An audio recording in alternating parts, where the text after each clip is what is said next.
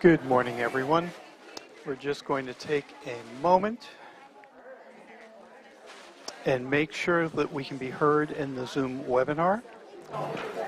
Kim, are you able to hear us? Yep, hear you loud and clear.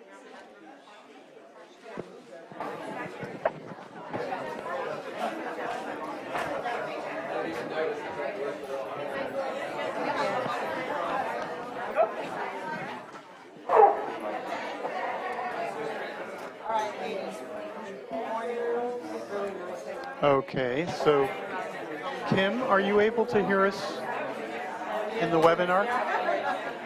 Yes, I can hear you.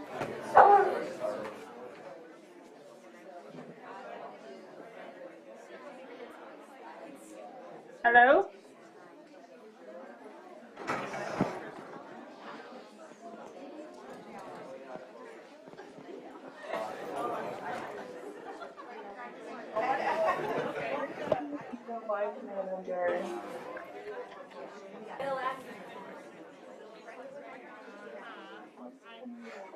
Can you hear me now, Sam?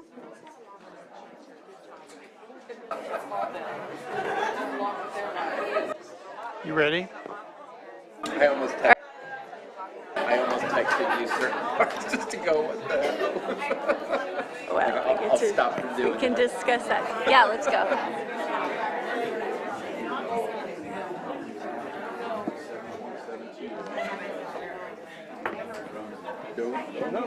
Going up. Going up more today. Okay, good morning, and thank you to all the people out here in the chambers today. We're going to start our May 2nd meeting of the Lake County Board of Supervisors. What's that? Okay, hold on. Recording in progress.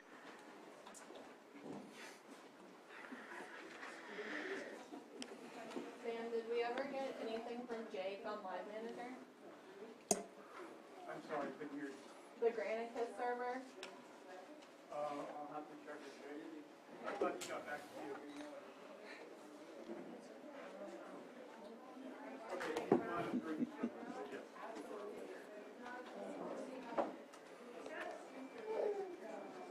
We're definitely not live on Granicus.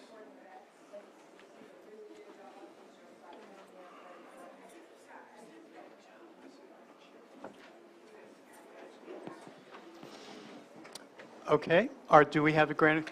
Are you able to get in? No?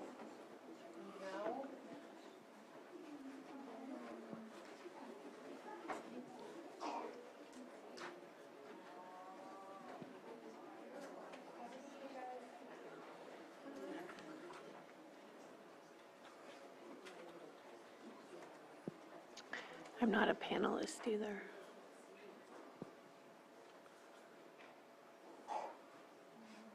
There we go. Thank you, Jake, or Matthew, or whoever that was. Sam?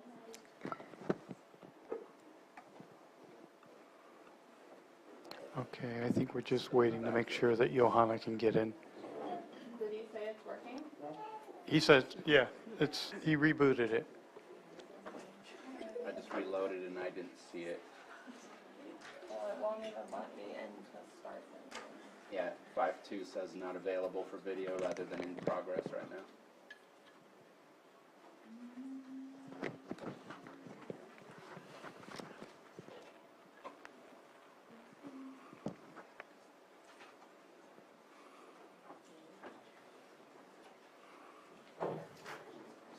No?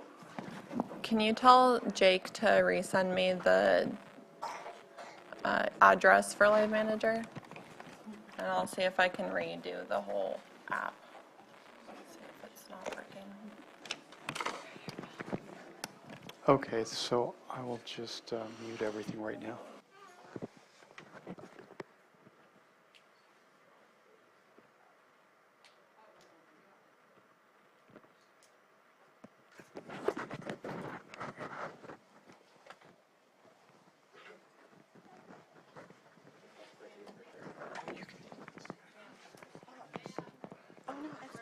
It's working? Okay. Thank you.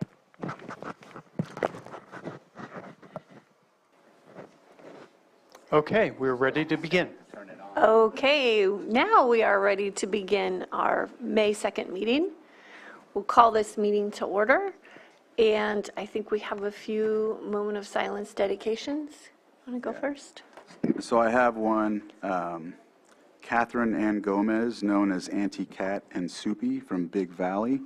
I'll read off of what I have here. Catherine Gomez was born June 27, 1948 in San Jose, California. She was a tribal elder of Big Valley Rancheria Band of Pomo Indians in Lakeport.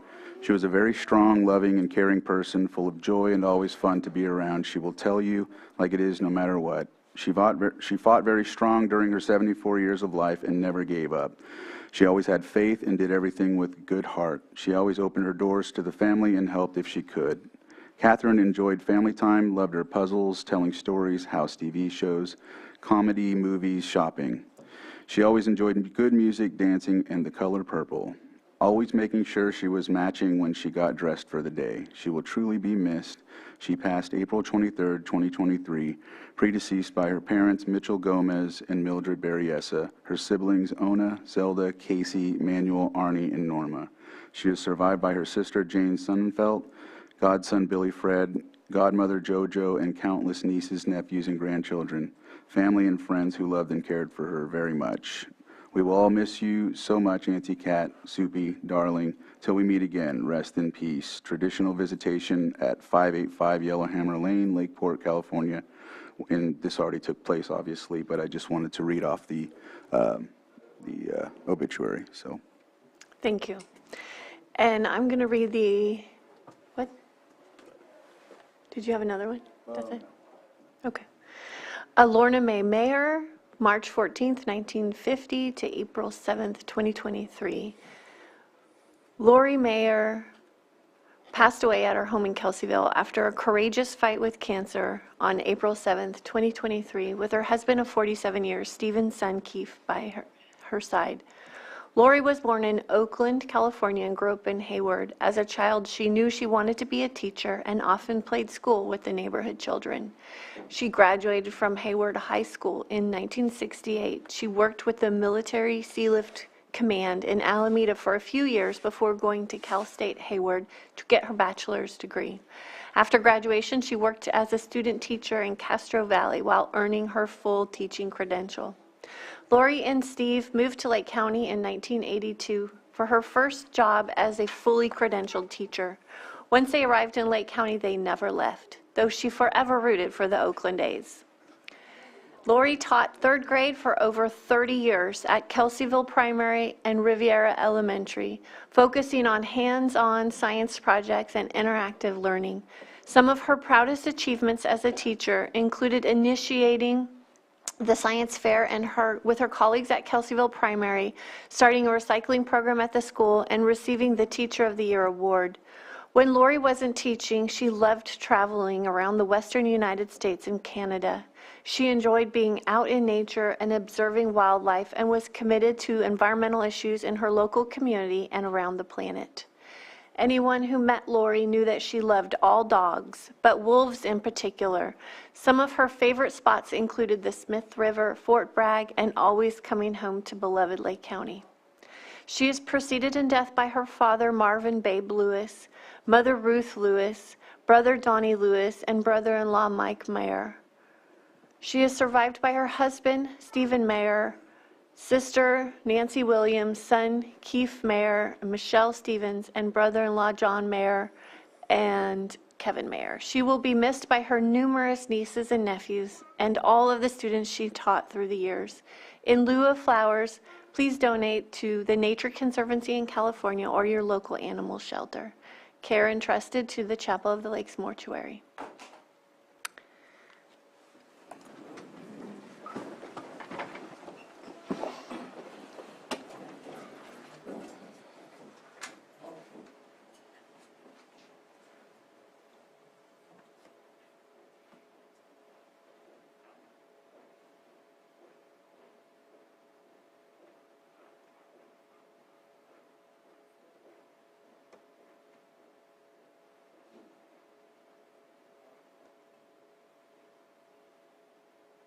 Chief Duncan, will you lead us in the pledge? Absolutely. Thank you.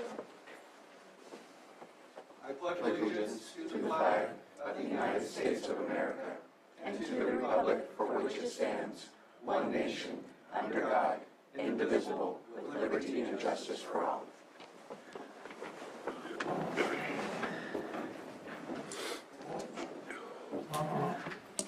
so we have an extra item to consider. Right.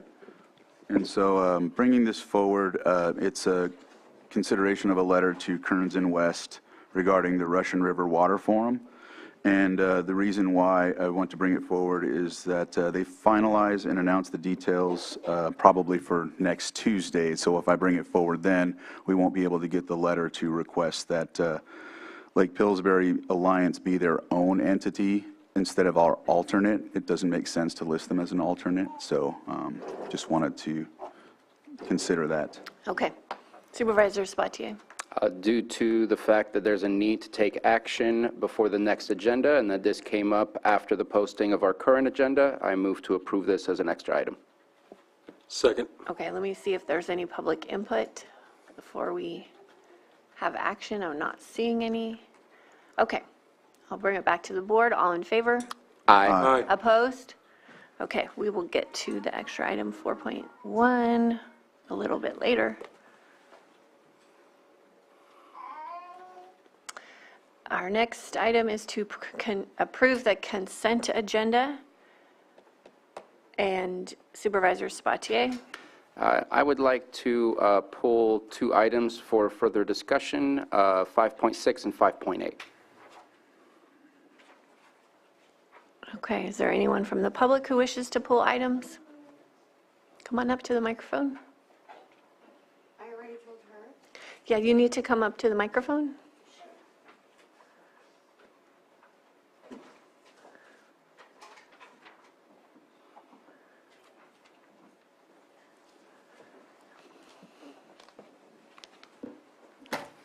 So I was studying the agenda yesterday, Your name, please? Joan Moss, and I believe that the proclamation about the hitch, which is 5.3, needs to be pulled. I don't think it's an uncontroversial item. I have some questions. 5.1. So every month we renew these, and so you have a problem with renewing them? Is that the issue? I have a number of items I want to pull. I want to tell Okay. you what they are. Okay. 5.3, 5.1, 5.8, 5.9, and then 5.15. Okay. Any other public input? I'll bring it back to the board for action. Let me see if I can remember this. So, Madam Chair, I move Here. to approve 5.2, 5.4, 5.5, 7. I don't Oh, think was five. pulled. Oh, right. 5.7, 5.9, No, 10 through 14. and 10 through 14, and 5.16 and 17 I don't think were pulled either. Correct. Second. Okay, all in favor? Aye. Opposed? Okay, we'll come back to those pulled items a little bit later. And if it's possible to do 5.6 before the presentation? Yes, we will do that before the presentation. Thank you. Our 6.1 item 902, public input. We have anyone in the chambers who wishes to come up and give public input? Come on up. And you can state your name and have 3 minutes.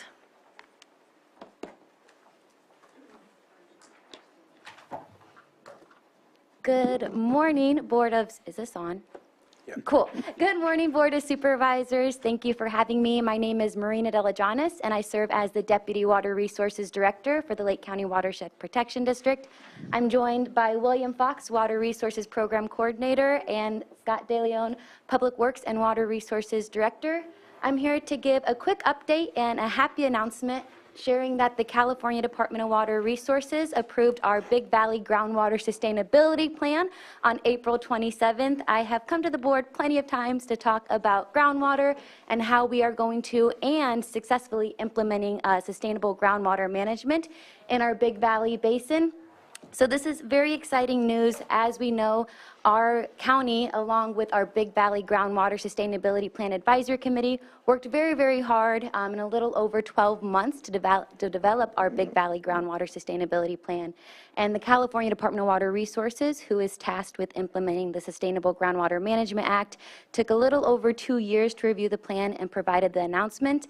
I'm not going to bore you all with exciting details today, but if you are interested in following along with the implementation of our Big Valley Groundwater Basin, please feel free to join us on our May 26th Big Valley Groundwater Sustainability Plan Advisory Committee, where we're going to talk about the continued efforts and the successful implementation of our Big Valley GSP. So I just wanted to make that announcement public and then give a lot of kudos and appreciation to our advisory committee, the Big Valley GSA, and the Big Valley community to help make this possible. So fun news.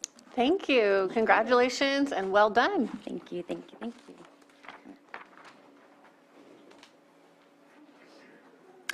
Any other public input?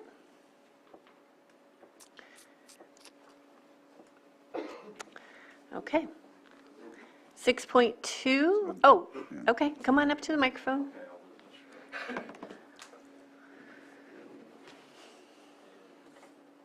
Good morning. My name is Greg Bianchini. I live on 13th Avenue in Lucerne. And my issue today is with the Any Positive Change Needle Exchange program that is set up on our street. And now the needle exchange program is now moved to directly right outside of the Tower Mart gas station and store. I mean, literally 10, 12 feet away from the store in the street. And it's right outside of the store. It's not safe for the kids that use this store and live on this street. And I'd like to see if she could move to the beginning of town where Highway 20 and Foothill is. That's the farthest away from the school. I think that's the only safe spot for her to set up in Lucerne. And listen, I've been here 13 times now, and our kids, our children should come first. They're our future. They don't need to see this truck with banners on the side of the truck that says no war on drugs and fix with friends. The truck is, it's not good for the kids.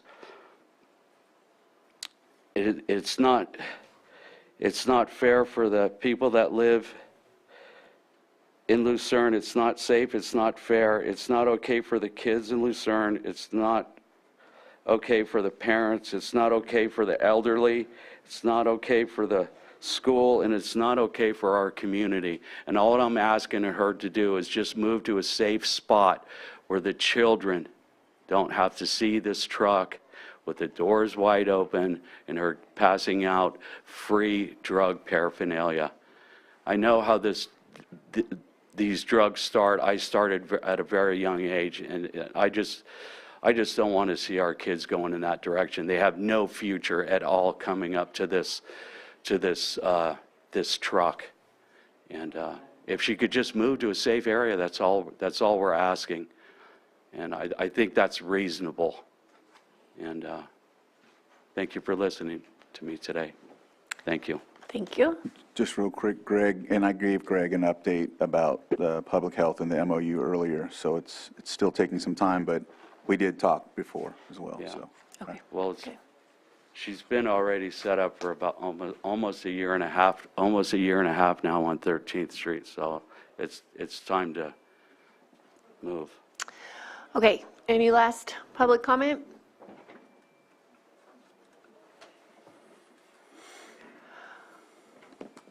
Our 6.2 item, 9:03 a.m., Pet of the Week, and we have somebody with us today.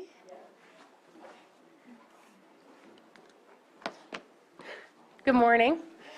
My name is Officer Downhour. I'm with Lake County Animal Care and Control. With me this morning is our newest ACO, Officer Guard, as well as Pluto. Pluto is our pet of the week. Pluto is a 2-year-old hound mix. He is currently 60 pounds, and he might go up a little bit, but not by much. Pluto is currently one of our tester dogs. What that means is that he gets along with everybody so well that we use him to test other dogs with. We actually used him this morning to test one of our other dogs that he just paid him no mind. It was absolutely great. Pluto, I think, would do really well in any home. He gets along with everybody, and he really likes the buckets. Pluto is currently in Kennel 20 at Lake County Animal Care and Control. We're located at 4949 Hellbush Drive, right behind the county jail. If you have any questions or would like to come and meet Pluto, please either come and see us or call us at 707-263-0278. Thank you.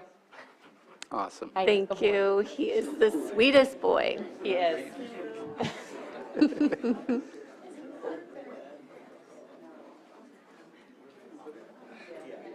With all these people in this room, Pluto should find a home for sure. Thank you so much. See you next week. Okay, so we will take up 5.6 before we move on to 6.3. Supervisor Spatier. Do you want to read it? Oh, sure.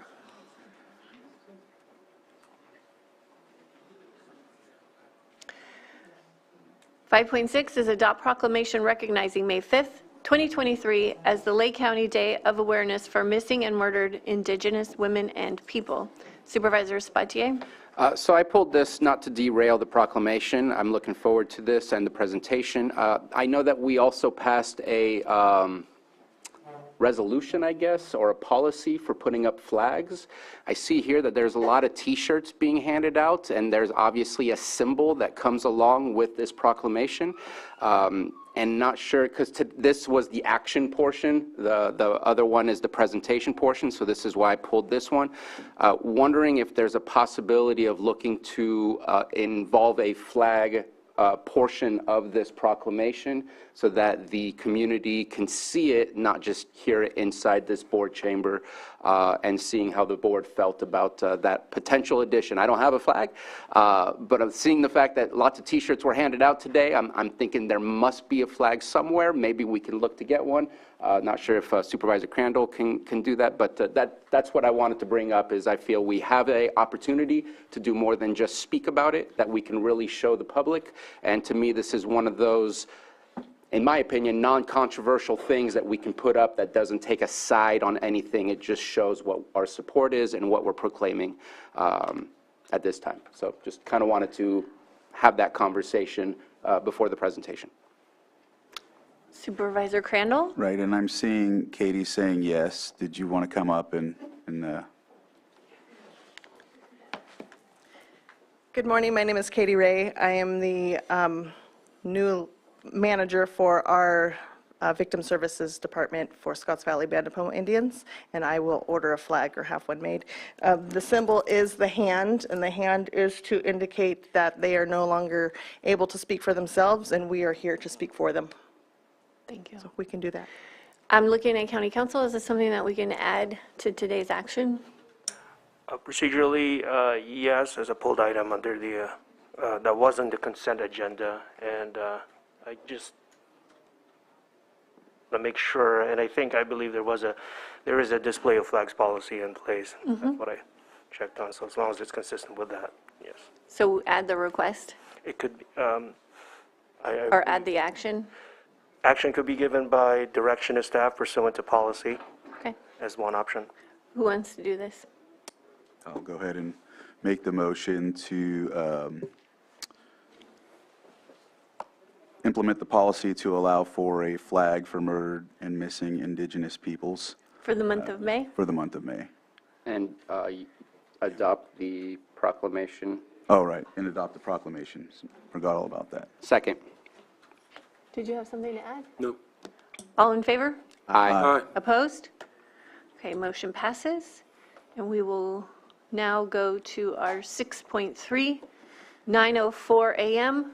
Presentation of proclamation recognizing May 5th, 2023 as Lake County Day of Awareness for Missing and Murdered Indigenous Women and People. Supervisor Crandall. Mo, could you want to come up with me? Yeah. Sure.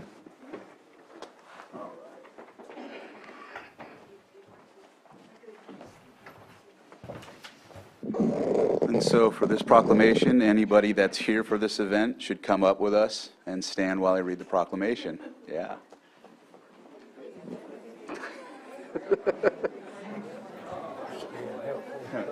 Yeah.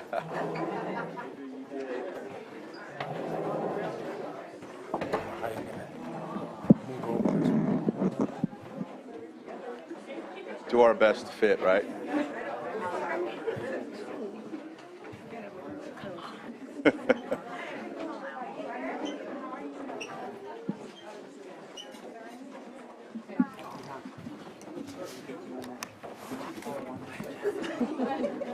You should be in the front.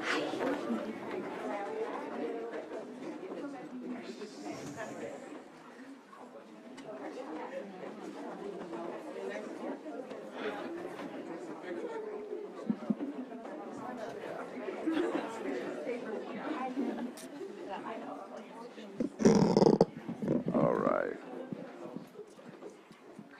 LFRC.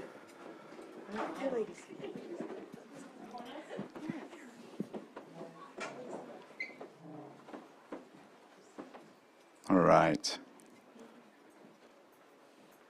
So I'll read this proclamation recognizing May 5th, 2023 as the Lake County Day of Awareness for Missing and Murdered Indigenous Women and Peoples Day, and week, of course. Just wanted to highlight that Katie and Patty had reached out to me about doing this proclamation. It's, I want to say at least 3 or 4 years now it's been an initiative.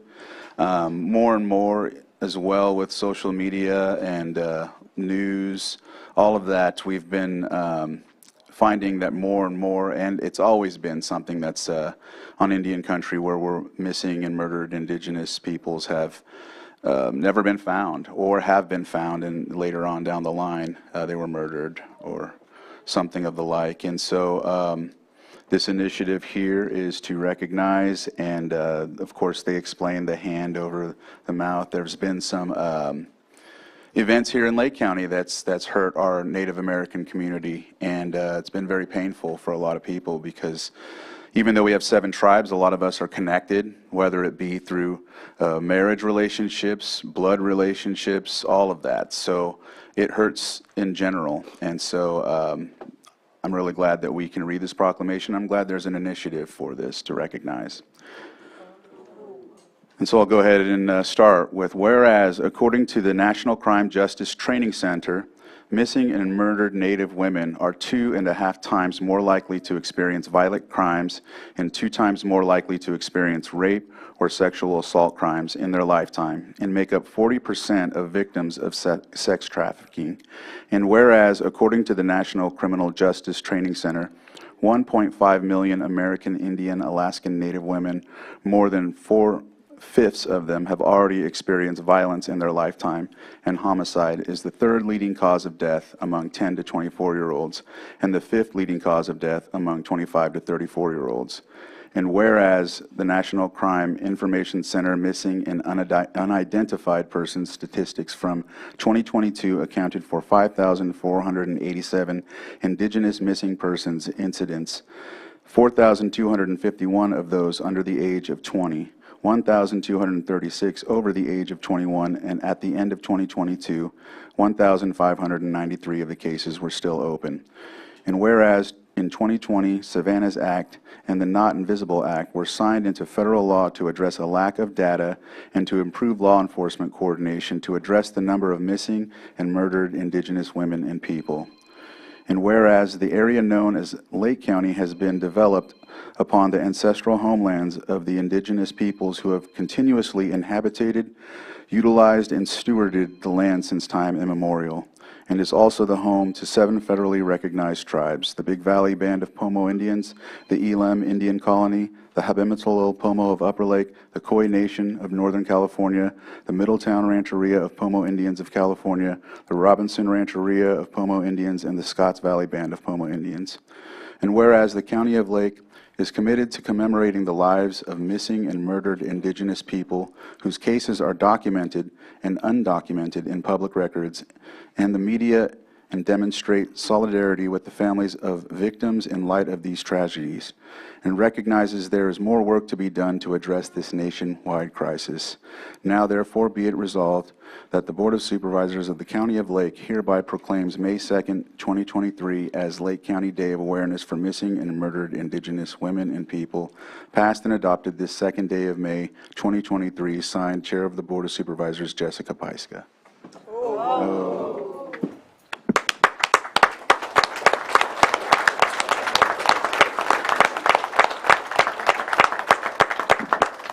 All right. Does anyone want to speak on this? All right.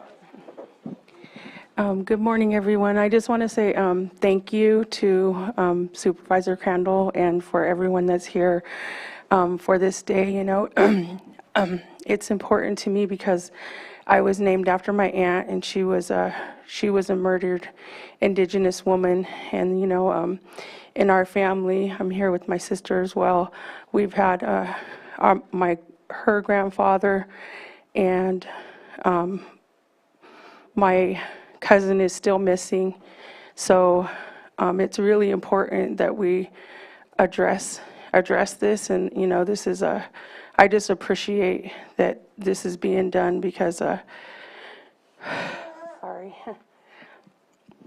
I just appreciate it. It's just been a long time coming, and I think the more that we bring awareness to this issue, the more that's going to be done, and the more that our people are going to be treated fairly. And it takes the supervisors, you know, as well. I want to thank you all for your commitment to this as well. And yeah, so thank you. Moak, did you want to say something? Yeah. Okay. Okay. I want to say thank you on the behalf of my family. I'm from Round Valley, and Round Valley has a growing number of missing and or murdered individuals. I've had my cousin Mike Pena murdered, my cousin Kenny Whipple murdered, my cousin Nick Whipple was murdered, my cousin Ruby Montalago was murdered, my cousin Khadijah Britton is missing, my uncle Leroy Russ was murdered, and the list goes on. So this is very near and dear to me, and I work for not only Scotts Valley Band of Pomo Indians for our victim services, but I also work for Intertribal Council of California for our domestic violence for Lake County. So when we have something like this, to see a room full of people that I know this means a lot to them too, because it also touches them either immediately within their family or close to them. It's something that's very important. And I want to thank everyone who came. Shane, thank you for driving from LA to be here with us, and the ladies from Chico. And just know that we love you all. Thank you. All right. Anyone? Anyone from this side? Oh. Yeah. Boy, powerful room. That's all I can say. So I know there are some other events. I want to talk about those. I think there is a vigil, I think at the state capitol this week, put on by James Ramos. If I'm right, I think it's tomorrow night. I think it starts at 6:30. You know, the most important thing, and I think when James sent out that invitation, and James Ramos, the only tribal assembly member in the history of California, which is, you know, we got to get out there and support him getting this message out. So I'm going to try and make that tomorrow. And then also here locally, Lake County Tribal Health is doing something locally on Friday. I don't know if we have anyone from Tribal Health here.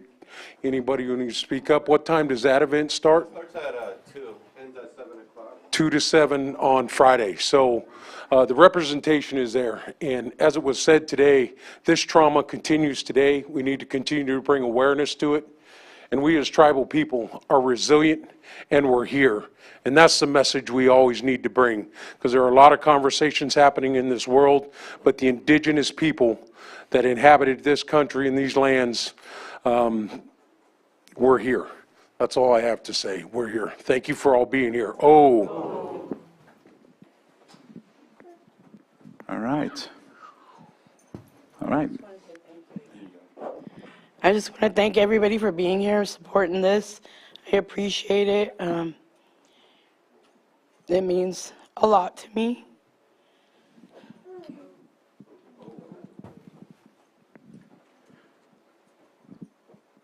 Is there anyone else that would like to speak on this? All right. Thank you all for coming on this wonderful day. And it looks like Sam wants to get a picture. So, yeah. All right. So if you're here for this, let's get in the picture.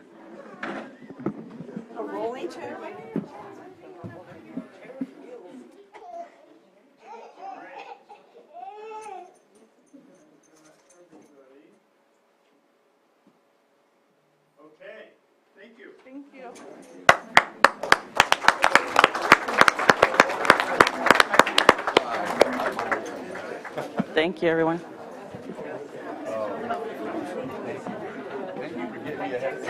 Hi.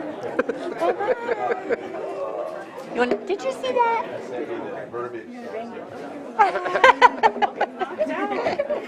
You don't know what happens next.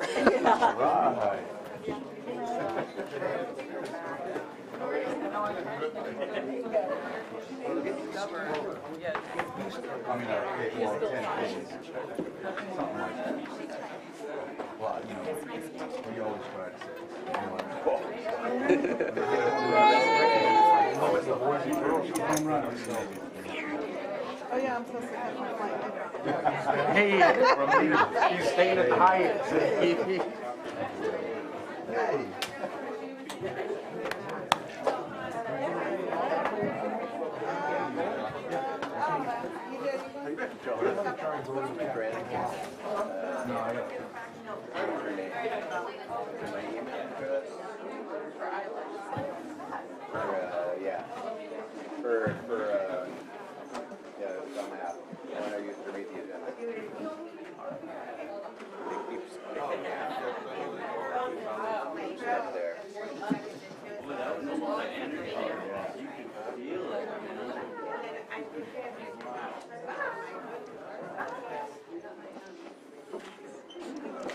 Thank you for bringing that.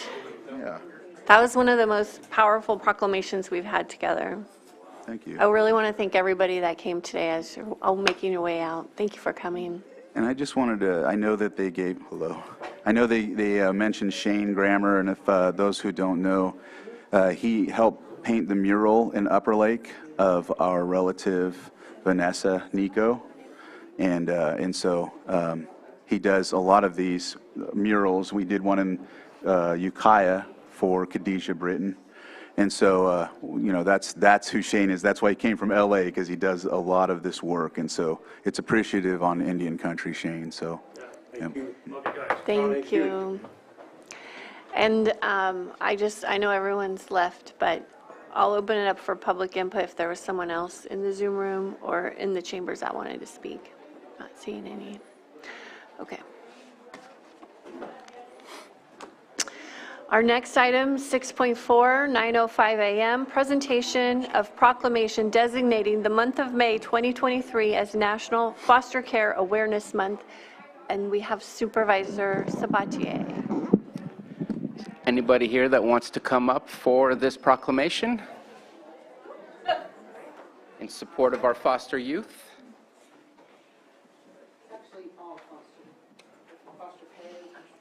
All fosters. Yes. Supporting foster care. Exactly. Thank you. I said the wrong word. I'm so glad. So as we're coming up here, I just want to say that our children, more than anything, need a stable environment, a supportive environment, and for many reasons, some of our children don't have those resources available to them at all times. The support that comes with the nonprofits that work to provide those supports, the parents that walk into these services and say, hey, I'd love to support a foster youth, all of the above are so necessary because just like anything else, they are a part of our community, and we need to support every aspect of our communities to make sure that they can grow and prosper and have the same opportunity as everyone else does. And so I do want to, before I read the proclamation, when I came here, I was kind of handed over something that I've continued over the last couple of years on my own. Rob Brown used to do a gifts for foster youth. I have been working to try to get that list from social services, but I also get a list from environmental alternatives and try to work to see how we can make things happen for all of our foster children in the care system. I just want to give a shout out to our staff. The support that comes when that happens is, I'm just going to use the word insane. I put out the list, and in less than 24 hours, that list is gone. The support is overwhelming. I have to say no to more people than I say yes to more because everyone is looking to support those youth, and the support is incredible. It's one of my favorite things that I do in the year. I'm trying to do more in the sense that social services has their separate program, and we're really trying to combine it all.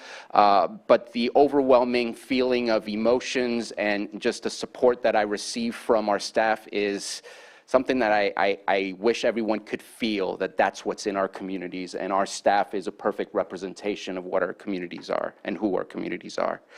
So, proclamation of Lake County proclaiming May as National Foster Care Month. Whereas Lake County Board of Supervisors recognizes the importance of providing children safe, healthy, and loving homes when they are unable to remain in the home of their biological family. And whereas there are more than 407,000 children in the United States in the foster care system. And whereas more than 60,000 children in California are in the foster care system. And whereas there are over 88 children, youth in the county of Lake, who are in the foster care system. And whereas to help these children have a healthy, loving, and stable home environment where they can thrive and feel connected to a community that cares for them, and to support the resource families that provide these critical homes, the county is acknowledging National Foster Care Month to raise awareness about the need for more resource family homes in our county for local children and join other organizations to celebrate resource families in our community. And whereas this effort, along with similar celebrations in all 50 states, will offer children the chance to live with healthy, loving, and stable resource families when they cannot live with their birth families, and encourage other dedicated individuals to make a powerful difference in the lives of a child through resource family care. Now therefore be it resolved that the Lake County Board of Supervisors is wholeheartedly proclaiming the month of May 2023 as National Foster Care Month in Lake County, and in so doing urges all citizens to join in a national effort to raise awareness about the importance of foster care and the resource family care. Passed and adopted the second day of May 2023 and signed by our Chair, Jessica Piper.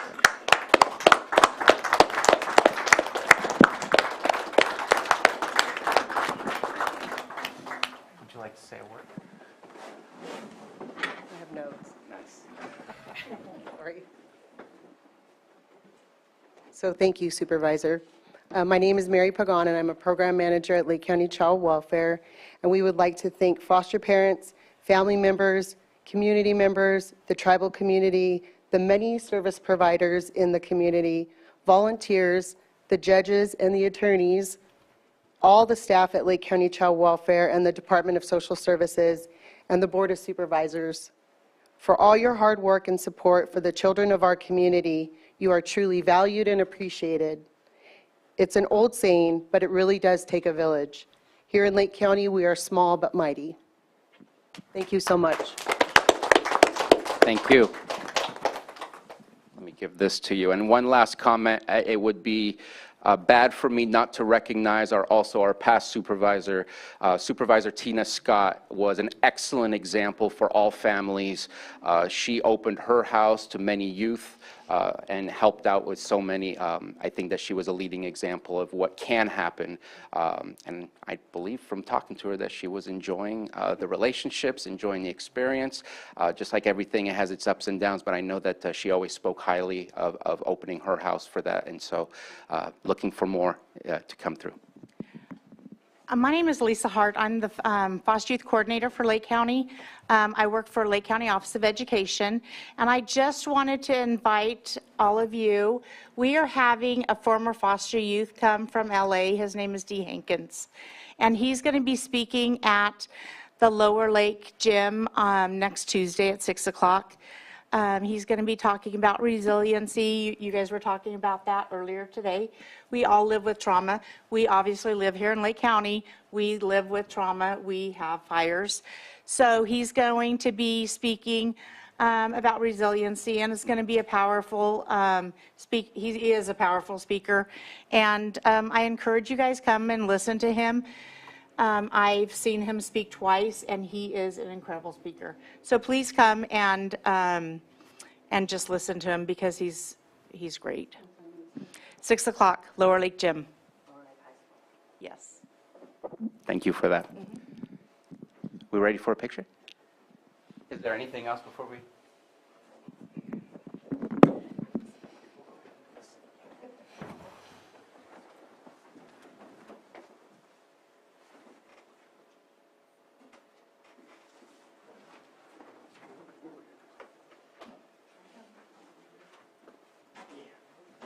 Anna, do you want to? Come on, Anna. Come on, Anna. Let's go. Get up there. Thank you. No pressure, Anna.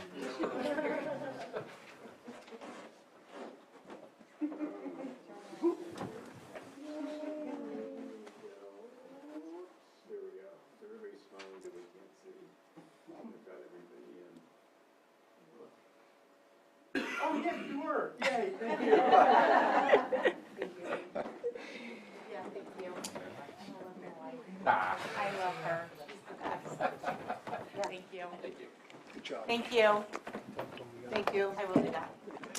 Thank you all.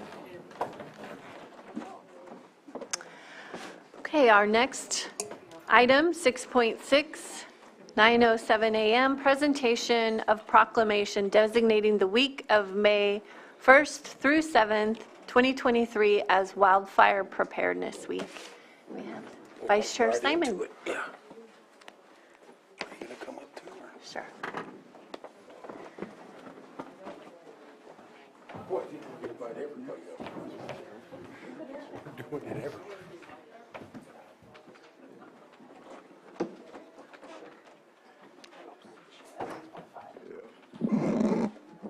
Good morning. So we're here for the proclamation today for designating the week of May 1st through the 7th, 2023, Wildfire Preparedness Week. A little funny we're talking about that, and we got rain coming down out there. But that is just a sign, too, that the grass will be growing. Even though we just cut it, it'll be coming back up. So, whereas wildfire significantly impacts Lake County's environmental, economic, and social well-being and can occur during any month. And whereas residents of Lake County's fire-prone communities must accept responsibility for living in high fire hazard areas. And whereas residents, property owners, utility providers, evacuation corridor owners, and essential service providers must prepare to survive wildfire by ensuring proper management of vegetation and debris surrounding their locations and must stay continuously vigilant throughout the year. And whereas residents, citizens, and guests should take protective actions immediately during a wildfire or any other emergency to keep themselves safe. Whereas Zone 0 is the ember-resistant zone, which extends 5 feet from buildings and has been proven by science to be the most important of all defensible space zones and is designated to keep fire or embers from igniting materials that can spread fire to your home. And whereas using hardscape materials and landscaping removing all dead or dying vegetation, removing all branches within 10 feet of any chimney or stovepipe outlet, limiting combustible items on top of decks, relocating firewood and lumber to Zone 2, and replacing combustible fencing attached to the home with non-combustible alternatives are some examples of clearing Zone 0. And whereas residents and property owners are requested to create 100 feet of dispensable space, reduce fuels, have their address clearly posted, have a wildfire ready, set, go plan, prepare for extended periods without electricity. And whereas utility providers, phone, cable, fiber, electrical, are requested to create defensible space and remove all fuels within 100 feet of infrastructure stations, transmission lines, earth to sky, and have their address clearly posted. Whereas evacuation and roadway corridor owners, federal, state, county, cities, and private, are requested to create defensible space, limb up ladder fuels 10 feet, reduce and or remove all fuels within 100 feet of roadways. And whereas essential services providers, hospital, medical clinics, fire stations, police stations, government facilities, senior centers, care and shelter locations are requested to create defensible space and reduce and or remove all fuels within 100 feet of their infrastructure, have their address clearly posted, and be prepared for extended periods without electricity.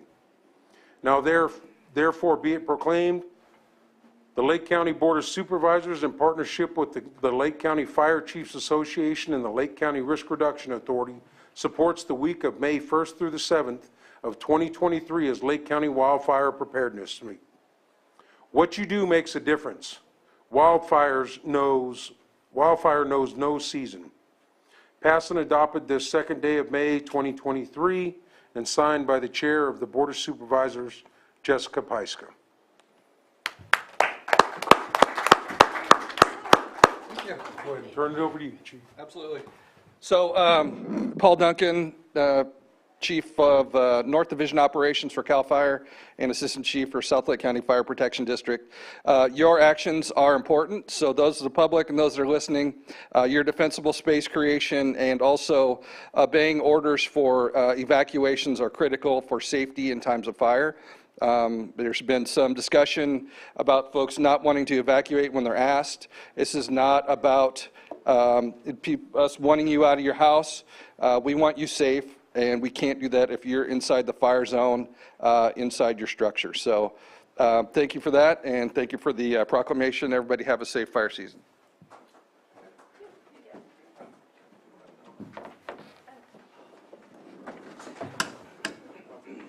Almost took out the American flag. It's like a party foul.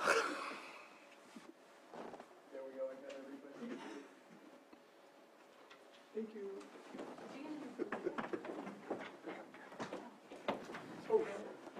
Tough day, man. Get dogs, do you? Yeah. Thanks for coming.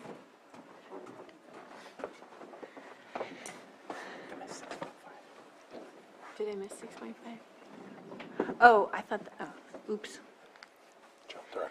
Jumped ahead, sorry, I missed 6.5. I thought it was after. A lot going on this morning. So our 9:06 a.m. item, presentation of proclamation designating May 1st through 7th, 2023 as Elks Youth Week in Lake County. Supervisor Green.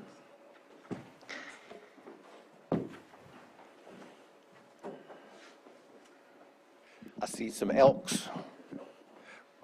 Elk singular, elk plural. Help me out. It says elks. I'm going to go with elks. Does that make up mooses? I don't know. No. We're not going down that road. That would be wrong. Okay. We're here today to do a proclamation designating May 1 through 7th, 2023 as Elks Youth Week in Lake County. Put my glasses on my head. It'll probably help if I put them on. Whereas the Benevolent and Protective Order of Elks has designated May 1 through 7th, 2023 as Elks Youth Week to honor America's junior citizens for their accomplishments and to give fitting recognition of their services to community, state, and nation. And whereas Lakeport Elks Lodge number 2704 will sponsor an observance during this week in tribute to the junior citizens of this community. And whereas no event could be more deserving of our support and participation than one dedicated to these young people who represent the nation's greatest resource and who in the years ahead will assume the responsibility for the advancement of our free society. And whereas our youth need the guidance, inspiration, and encouragement which only we can give in cooperation with other local agencies and partners in order to help develop those qualities of character essential for future leadership roles in our nation and communities. And whereas to achieve this worthy objective, we should demonstrate our partnership with youth, our understanding of their hopes and aspirations, and a sincere willingness to help prepare them in every way for the responsibilities and opportunities of citizenship. And whereas Lakeport Elks Lodge number 2704 is giving $11,000 total in scholarships to 11 outstanding seniors from Lake County's 3 public high schools this year. And whereas the Elks Drug Awareness Program has been recognized as the largest all-volunteer drug awareness program in the United States, Elks believe that in order to ensure a bright future for our country, it is essential that our children be raised in a drug-free environment. And whereas Lakeport Elks Lodge 2704 participates in the Lake County Sheriff's Activities League, which builds relationships between law enforcement and local youth through sporting activities, now therefore be it resolved, the Lake County Board of Supervisors designates the week of May 1 through 7th, 2023 as Elks Youth Week in Lake County, passed and adopted this second day of May 2023, and signed by Jessica Pyska, Chair of the Board of Supervisors. All right.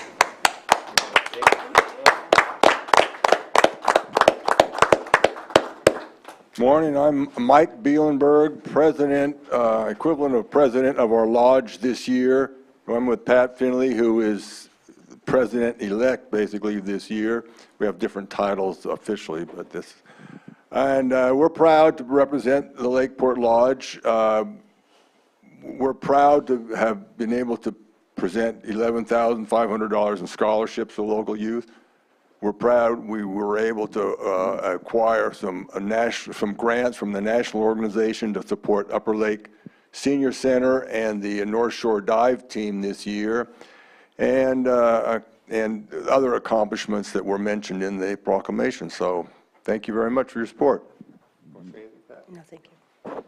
I want to thank you again. In addition to everything the proclamation says, as we know, coming out of COVID, a lot of our local civic organizations really struggled to get through that. It is so important that we rebuild all of our nonprofit organizations that are so important to supporting our youth and our community, and glad to see Elks out there. Is there a website or a regular meeting time you want to let people know about the lodge?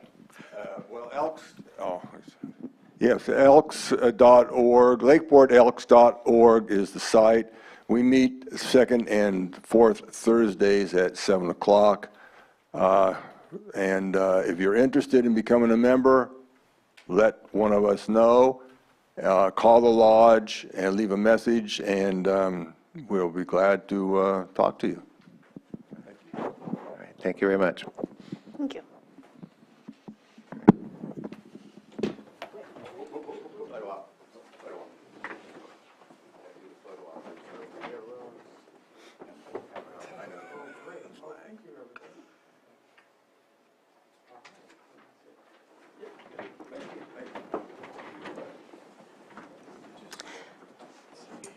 Do we have any public input on this item? I'm not seeing any, and then we will go on. Yes, I just wanted to say I witnessed at the West Region Town Hall, they came and donated the funding they talked about to the senior center, and it's good to see the action of taking care of seniors and youth. You know, we talk about it a lot, but the actions that you make are really noticed, so thank you. Yes, come on up to the microphone, and you can say your name, and you'll have 3 minutes. It won't take 3 minutes. I'm Val Schweifler, Elks. We also donated 1,650 pounds of food via our vets. You can't hear me? Darn, most of the time they can see me. I'm Val, And I just want to let you know, through our veterans program, they coordinated 1,650 pounds of food to be delivered to the Lakeport Senior Center. And the previous month, in February, they did 1,000 pounds to Upper Lake. So just let you know, we have a variety of programs. Thank you. Thank you so much. Okay.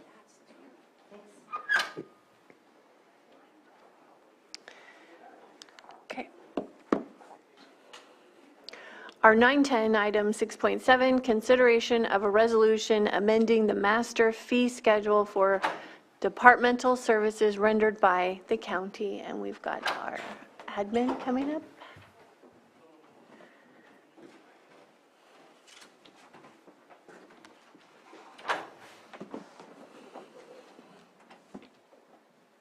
Good morning, Board. Stephen Carter, Assistant County Administrative Officer.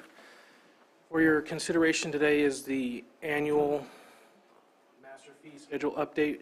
It can be updated other times of the year, but this is the time for the main update. And the reason why it comes in early May is that certain Community Development Department fees require 60 days to go active, to go into effect. So coming in early May makes it effective as early in July 1 as possible. So I'll just go right into the different changes proposed by departments. For the administration office, it's actually a county-wide fee increase. It's not really an increase, it's where the auditor's office notified us that we weren't charging the correct fee for return checks. We were charging 25, but it actually cost us 30. So a pretty basic change there. With the Ag and Weights and Measures Department, they are asking to remove a fee. Animal Control is adjusting a few fees here and there, not too major. The Auditor's Office is also requesting to change some fees. And within the Auditor's Office, it came to our attention through the auditor, Genevieve, that there's a fee that has been missing for a long time, actually. So we would like to add one to it's not about my face. We would like to add one that is not actually currently on the board item. It is called Fish and Wildlife Notice of Exemption, and it's a $50 fee. The auditor would like that to be added to what is currently here. And before I go any further, the main adjustments that are allowed are either via CPI, which this year for the Oakland, San Francisco Bay Area, from February to February is what we utilize, was 5.3%. So that is allowed within the ordinance that was approved by the board. And also if there's a fee study, which is important for capturing all the fees related to a department's actual expense, not to make any kind of profit.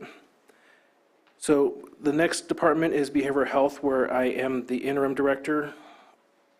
This one is quite a large increase overall, and that is related to 100% to the state reform and the payment reform, where they are taking into consideration finally our increases in pay and our actual expenditures to create the new fee structure, and they look into that every couple years. But if your board would like a little more information on that, I do have Chrissy from Behavioral Health ready to explain. Were you looking for questions during the presentation? Yeah, I don't see a reason to go through them all. So for behavioral health, I know that I spoke with Interim Director Carter about the increases. I did get some information that, from what I understand, there may not even be a need to put some of these items on our fee service because we're not selling it to the public. It's more of what's the reimbursement for the services that we submit over to the state. If you can please. Correct. I would like Chrissy to come on and explain that a little better. Previously, we were required to post all of the fees, whether we charge it to the public or claim it to the state. And just as an example as to why I had this conversation, our outpatient drug-free services for non-perinatal per service showed that it was $33.90, and now it's being offered at $463.12. And so those huge jumps seemed glaringly obvious that I needed to ask some questions, and I feel like I got some good answers, but I just wanted to make sure that the public was aware as to why those big jumps occurred as well. Said she was watching, but She just got promoted to panelist. There she is. Morning. Good morning. Were you able to hear the question? I was not. I was trying to get in and it was really running slow.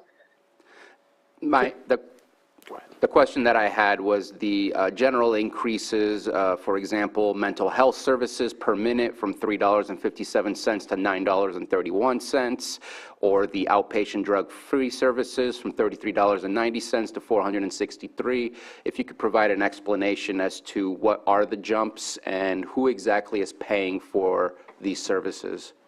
So prior to payment reform, we had to post our rates. So we'd always posted the lowest rates that we were billing up to the state, and now we don't currently have to post those rates with payment reform. The dramatic increase for ODS was based off of, the methodology that I had sent over to you that the state looked at. We internally always offer our clients a fee waiver form upon admission into our programs, and also an UNDAP form. So we always based our rates for our clients off of their income. sliding scale, so. Sliding scale, if they don't have Medi-Cal or private insurance. And again, these are the fees that are both reimbursed by the state and on a sliding scale potentially paid for by the client. Okay.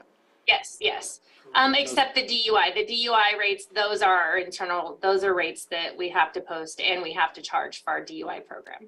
And just to double check again, some of the ODS stuff was based on a per minute before, and now it's based on a per visit or something like that? No, it was based off of a per unit was an hour's worth of service prior, and then this is the new rate that they are giving us. They're trying to the state is trying to match the rates with the Medi-Cal rate, mental health rates. So it is a huge increase. So I feel it's very shocking to us as well. So. I feel the need to follow up with behavioral health to understand, well, what does that do for the sliding scale fee for those clients that do still have to pay for some of these services rather than Medi-Cal entirely paying for it for the entire bill? Because to change it from $33.90 to $463 makes me very curious as to what is the bill that I would be able to receive if I was requesting those services. So I feel the need to follow up on that. Thank you. We can definitely do that with you. All right, after behavioral health, the building division and the cannabis program, well, no, that one is a no, but the building revised them versus a fee study for staff time that actually takes to provide the permit. That would also go with all of the community development fees, other than down with planning division. The increases to the fees collected there are for other departments. So within the permit, it technically took some public works or other departments' staff time, and it's all paid through one permit and then split out. So those increases are all related to other departments adjusting their fees. Public Works itself, it was CPI increase only. Public health is a big change because our old county website had a a link to their fees, and that no longer exists. So there's no real change to the fees. It's just now they're listed on the master fee instead of a link to the website, to a different location on the website. Environmental health, they went up by CPI increase and an actual fee study related to the time it takes to provide the service. Go ahead. Yeah, some of these EH fees are crazy big. So if there's a fee study behind it, I'd like to see it. Number two, before we even talk about approving these hikes, they're crazy big, and there's some disparities in there. So I don't need to put you on the spot or put EH on the spot, but. Well, hopefully either Craig or Casey Moreno are on to be able to answer some of the questions. Craig is in Disneyland. Darn it, I always forget to change that background. My apologies. For those of you who love the art of David Weiland, that's my background today. Yes, Supervisor Green, you're absolutely right. These fee increases are far larger than we ever anticipated when we started doing this fee study. The fee study is solely based on the average amount of time that we are engaged in any one of those fees. When somebody pulls a permit, the amount of time it takes to drive to the location, complete the inspection, and return back to the county. So that's what the fees are based on, and we were not anticipating these numbers either. Was the fee study presented to the board for review? They are not normally. It's presented to admin, and then we present you the fees. Did you have time Can to be. check in with the department head before today about? Regardless of what it says, so there's some disparities. So I'm looking at restaurant and bar over 650 square feet goes up $998, but if it's less than 650 square feet, for whatever reason, it's $1,400. So that's twice what the original fee was, and it's a bigger fee for a smaller facility. Anyway. Yes, and that it seems kind of to be wildly weird to have that. Traditionally, we spend a lot more time with smaller restaurants. Typically, people who are just getting into the door, opening a restaurant, getting started, we spend an awful lot of time in outreach, education, and significantly during their plan check and inspections to help them get their facility, safe, clean, and ready for business. Similarly, we have cottage licenses. We have this micro enterprise home kitchen operation now, more than doubles. And again, these are small operations that we're proposing to more than double the permit fee for. Yes, it's important. Again, the numbers that you're seeing are solely the numbers that we looked at. How do I explain it? It's only what the numbers are telling us. We're not putting any judgment as to whether it's a small business, whether it's a large business, whether it's a small facility, large facility. It's the amount of time that's being dedicated to those projects. And yes, the micro enterprise home kitchen operation, the intention is to keep that program fee very small, to encourage people to, open small businesses, start their dream of owning a restaurant at a level that's more easily attainable. However, we, in the initial phase, and this is a very new program, we only have 2 years of data on it, we spent a significant amount of time getting people into those permits. They had a lot of questions, a lot of things that they didn't understand about the ordinance, that we spent a lot of education time with them. This is, again, just the time dedicated to the project. We're not really looking at whether it was a small, a big, cottage food, but we absolutely agree that, we still want to keep those fees low, but we are just presenting exactly what the numbers are telling us. Did you have something to add? Well, Craig, can you resend administration, myself, and Christine Hutt, who is admin analyst, the fee study again, and we will disseminate it to the board? Absolutely. Okay, you want to finish? Or, oh, you had a question too? So I just wanted to support the comments from Supervisor Green. I think that it's not just for us, I think it's for the public.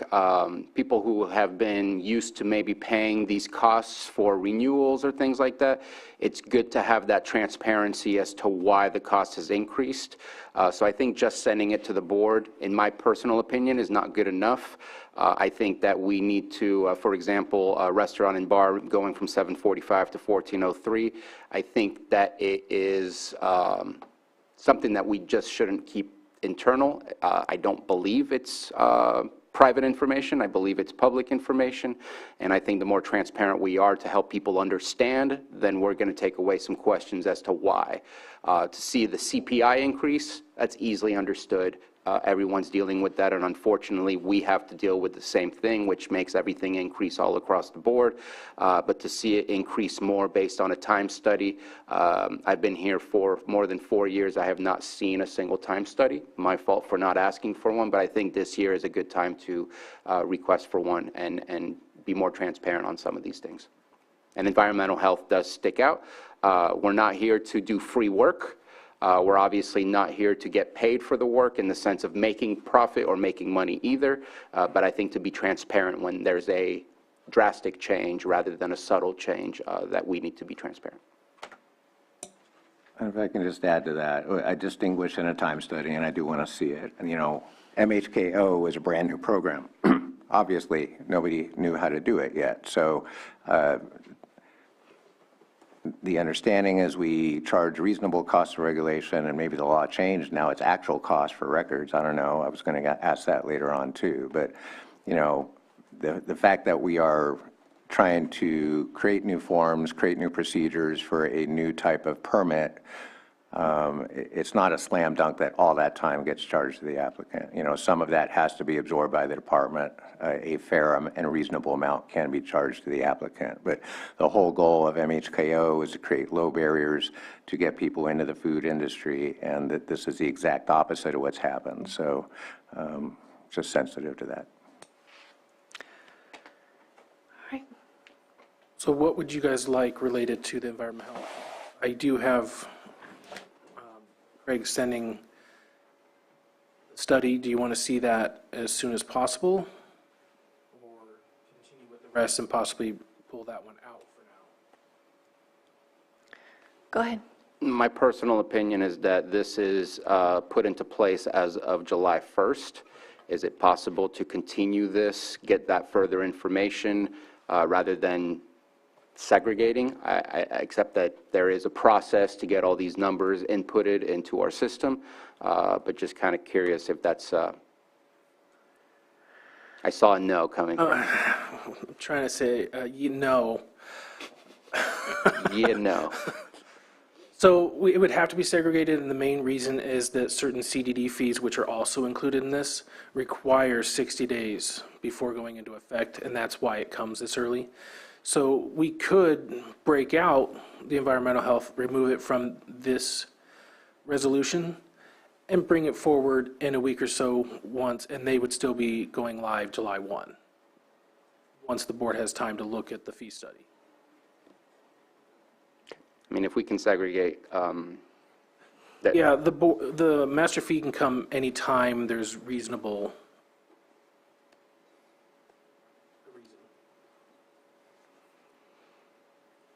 and so I would also take that if we approve today, that the master fee schedule for CDD would not take effect. It's to like July 2nd or 3rd. Yeah, it would be a little bit after July 1st, okay.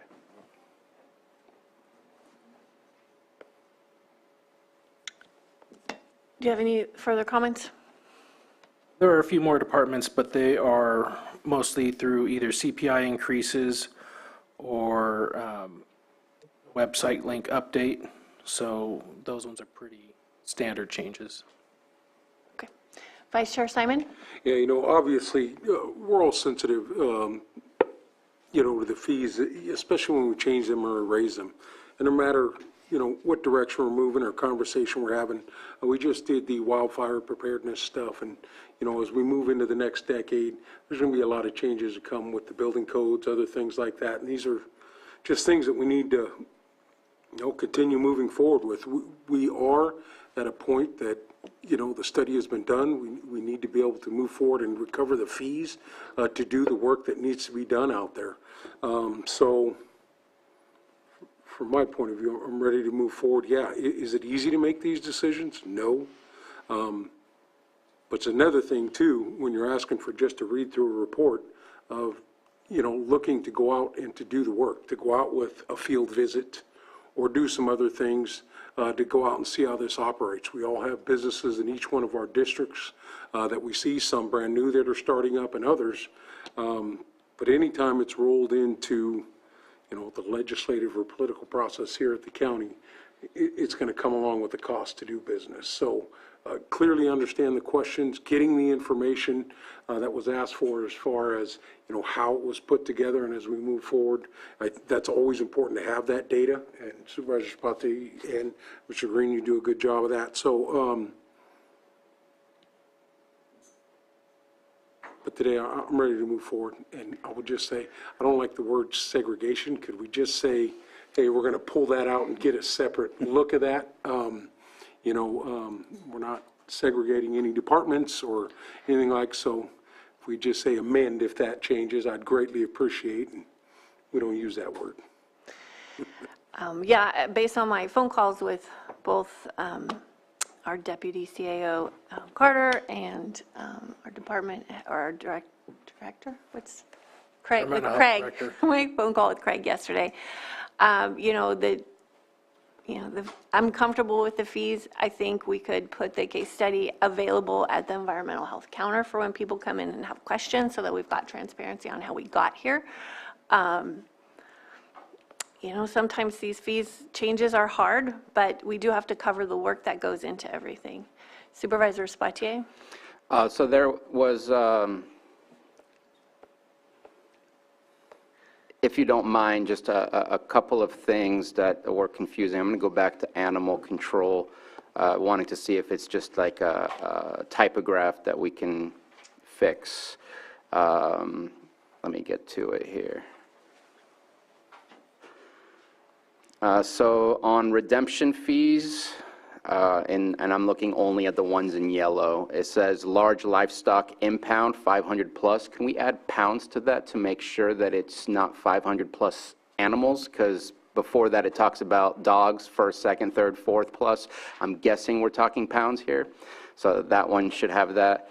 And then later on, I noticed in the large animals under owner request euthanasia, it says large animal less than 200 pounds. Would that be greater than 200 pounds? Or is there no charge if the animal's greater than 200 pounds? Or are there never animals greater than 200 pounds that get euthanasia? That part kind of... To be honest, I can't answer that one. Jonathan possibly on? He's on the road. That's true, he's on the road. I honestly can't answer that from my... Okay. If it's something we can look at, just in case we need to amend it at a future date, I just wanted to make sure that we didn't... Will do. Because it limits 201 pounds, it's free? I don't know. Because there's no identifier of where it would fit. It's got to be greater than 200. And then my last one is also, and some of these things popped out at me later than it should have. I know that there are explanations, but part of this to me is the balancing of, we want to make sure we don't work for free for a private entity who's trying to start a business, but we also want to promote getting businesses, and so that's why these conversations, to ensure that the right process is done, is made public. But another one that I think is part of our social fabric that's important to make sure it's accessible. I'm seeing that we almost doubled our fees for our marriage license, and I'd like to get a little better explanation. I know I was told supposedly it was 70, and now it's went to 35, and now it's back to 70. So one of those things that I'd like to get a better understanding. I want to make sure that it continues to be accessible to the general public. We do have a large portion of our community who deals with poverty, and I want to make sure that getting a marriage license is not something that hampers versus being accessible. So that's another one that stood out to me. And I don't think we can make any decision here, but I'd like to have a conversation where we come back. If there's a 50% increase like we're seeing here, I think it should automatically come with evidence as to why it's being increased rather than being a request. And so being open and transparent and rather than just an obvious CPI increase, I think would be really helpful in moving forward so that there's less questions and it's easier to understand both from this perspective as a board member, but also from the public perspective when they're looking into it, the information is already available. But that's something that's not on our agenda to make a decision today, but I'd like to bring that back for further discussion. I'll just go with, it should be included with the fee study. Over 50%, no worries, we'll take care of that. Okay. And I'm in complete agreement with that. As we're getting the yellow, as we're looking through the stuff like that, just, yeah, that. We'll get rid of that'd be staff great. names That's a and great things. suggestion. And I'm happy to approve as is because I know it can be amended. Obviously, there's stuff like CDD that needs to move forward, but I suspect, I have assumptions that what we're looking for will be exactly what we want to see in order to get the support. But I think it's important that we are given that so that we can say yes without saying, I assume, so yes. Before we go much further, I wanted to make sure. Sure. Because we're putting so much scrutiny on that kind of thing, I wanted to make sure the $50 fee that is not technically new, but we're adding for the auditor controller is actually per government code 711.4E. Okay. Thank you. Thank you for the proof. Thank you. Supervisor Green? Yeah, I think I know how this is going to go. So just for the record, when I'm saying no, among the other changes, we just honored some nonprofits, but if they want a seasonal permit from EH, it's going to go up more than 6 times the original fee. And then if you want to get your service club permit, it's going to go up roughly 200%. Can't support that, even with a fee study. Okay, I'm going to open it up for public comment. We've got a hand, or I don't see anybody in the chambers that's coming up for the microphone. We do have a hand up at Betsy Kahn. Thank you, Madam Chair. Oh, Thank you. Go ahead, yeah, go ahead, Betsy. Thank you, Madam Chair. Thank you, Board. Betsy Kahn. And I appreciate the comments of Mr. Green and Bruno Sabatier. I would like to, even though it's really, I know you can't do much about it, I would still like to go on the record opposing the use of the Bay Area CPI in light of the fact that the United States Housing and Urban Development Agency designated Lake County as a severely economically disadvantaged county decades ago, which in turn triggered the California Housing and Community Development Agency to fund our Community Action Agency, et cetera. I mean, it's our median income and average income is just in total conflict with that CPI. Thank you. Thank you, Betsy. And I don't see any other hands up. And no one else in the chambers. Bring it back to the board. Go, Supervisor Spatier. Wondering if you can speak to that CPI comment. The board does have the ability to change which CPI we do utilize. We are considered the closest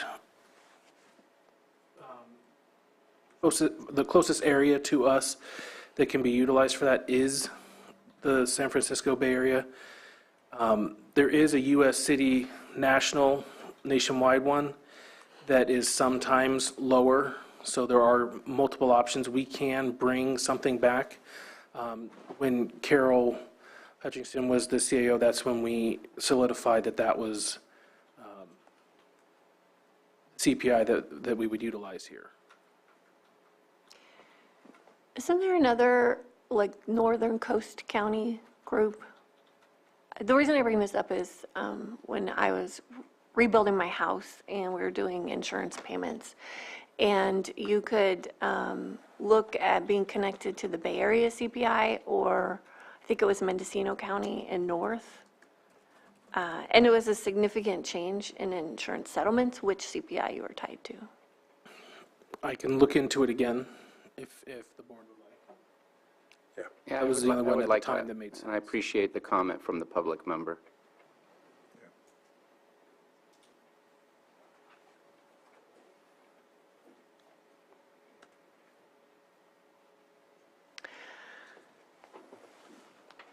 Because I kind of feel like that's I'm not going to say we have an issue, but we're also having to deal with prevailing wages that are tied to the Bay Area, and I know that we kind of feel that it's not exactly the average rate that we should be dealing with, but that's what we have to deal with. And if we have the choice here to break away and have a different CPI, again, as long as we're not working for free, because that's, or else we have to reduce the other services that we provide to the community. It's a balancing act.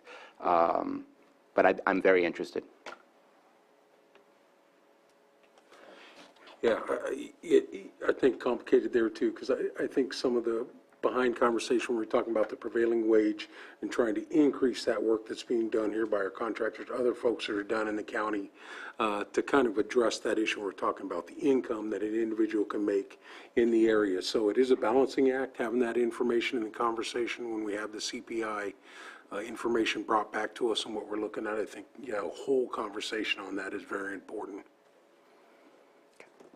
And I will say that generally they're not vastly different numbers either. Yeah. I think it was 0.1% or some. This year was. Yeah. But I will bring back an item. Thank you. Okay. Okay. Is that it? All right, I will offer the resolution With amendment. with amendment. You unclicked. Oh, that would be it. The amendment. What was the amendment? Let me make sure. The $50 fee for the clerk's office, based on that government code that we received. Okay. All right, And that then was the the typographical error that I mentioned, at least for the 500 plus, not being animals, but pounds. Okay. So amendments. Offer the resolution with amendments. Supervisor Simon? Yes. Supervisor Sabatier? Aye. Supervisor Crandall? Aye. Supervisor Green? No. And Supervisor Pyska? Yes. Thank you. Okay, 10:30 a.m. Why don't we take a 5-minute break? And then we'll do the assessment. Is it 10 or? Yeah, they start at 10. Yes.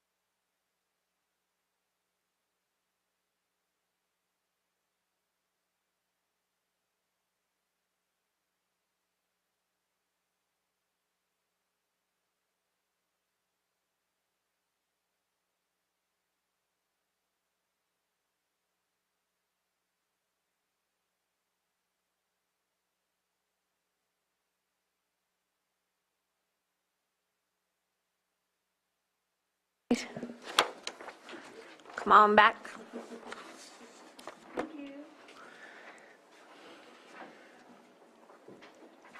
Okay, we are going to move on to our item 8, 10 a.m. Assessment Appeal Hearing, sitting as the Board of Equalization.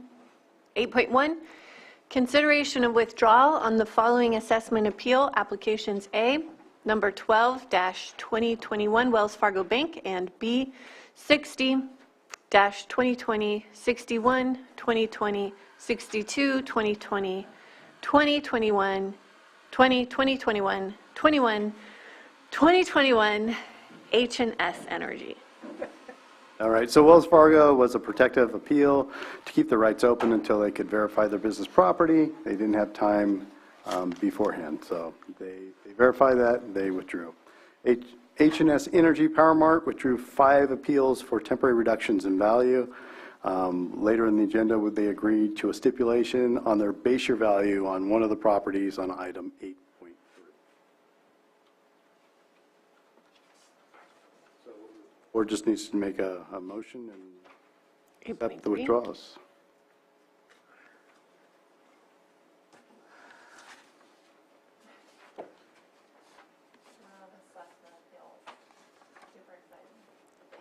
Eight 8.1.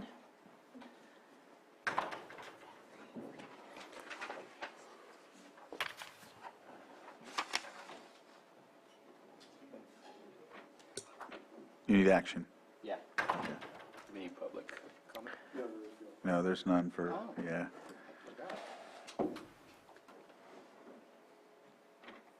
So, 8.1. yes, I'll go ahead and move with the recommendation.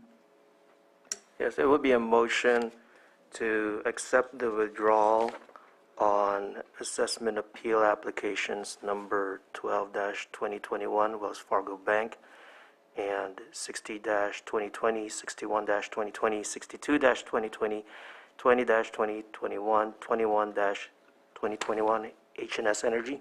So moved. Second. All in favor? Second. All in favor? Aye. Opposed? Okay, thank you. So 8.2, consideration of request by the appellant to continue the following assessment appeal applications: A, number 22-2021 Worldmark, and B, number 16-2021 Tesla Energy, and C, 13-2021 and 14-2021 Safeway Inc. to the November 7th, 2023 Board of Supervisors meeting at 10 a.m. So we are currently working with Worldmark, and they would like more time to work up their 2021 appraisal to include COVID vacancies at the resort. They stipulated on the 2020 appeal for item 8.3. Tesla's Energy and Safeway's agent both contacted the clerk requesting a continuance. We haven't heard from them. Board action to. Wasn't that the same reason for continuing in the fall from Worldmark? No, it was the earlier one, the 2020 appeal. Okay. We came to a stipulation. That's the one they continued. They came, we'll get to it, went to 8.3. Okay. But this is the first time the 22-21 appeal is being. Okay. All right, I'll take a shot at here. I move to continue the following assessment appeal applications: number 22, 2021 Worldmark, B, number 16, 2021 Tesla Energy, C, 13, 2021, and 14, 2021 Safeway Inc. to the November 7th, 2023 Board of Supervisors meeting at 10 a.m. Second. All in favor? Aye. Opposed? 8.3, consideration of stipulation on the following assessment appeal applications: A, number 68-2020 Worldmark, and B, 18-2020 H&S Energy. So this is the Worldmark from the previous board hearing that was continued. Okay. We're stipulating on the 2020 valuation. The stipulation's based using the hotel model for operating income and expenses and capitalizing the net income. We agreed that the annual net income using a hotel as a model would be approximately 1.1 million, and using a 8.11 market cap rate for hospitality and a statutory 1.11 tax rate to capitalize the income arrived at a value of 11,800,000 as a temporary reduced value for the 2020 tax year. The second stipulation is for H&S Energy. This is a recalculation of the 2017 base year value starting in the 2020 tax year. The applicant has the right to file on a base year value up to 3 years past the supplemental assessment that was billed. H&S Energy purchased 54 Power Marts in 2017 with 7 stations located in Lake County. The allocation of the Lower Lake Station was originally set by the seller and exceeds market value. The applicant provided the lender's appraisal for this parcel to finance the sale. The assessor and the applicant agree the appraised value of $4.4 million for 2017 sale date factored up to $465,536 for the 2020 601 tax roll, which will be enrolled as the factored base year value forward. The 2017 to 2019 601 tax rolls are closed and will not be adjusted. I was in communication with H&S Energy on the actual sale, and there was the people I was talking to was the business side, not the real estate side. They said, yeah, everything's great, go ahead and enroll it. And then later, when they realized the real property side, realized that this one was way off, and I do agree. So we are going with their appraisal, which they did get the financing from the original transfer. Okay, thank you. Supervisor Spatier. Yeah, so I did speak with Mr. Ford yesterday, and I just want to make a comment. I know we were talking about our fee schedule and trying to ensure that we're balanced between the opportunities for business and making sure we're not working for free.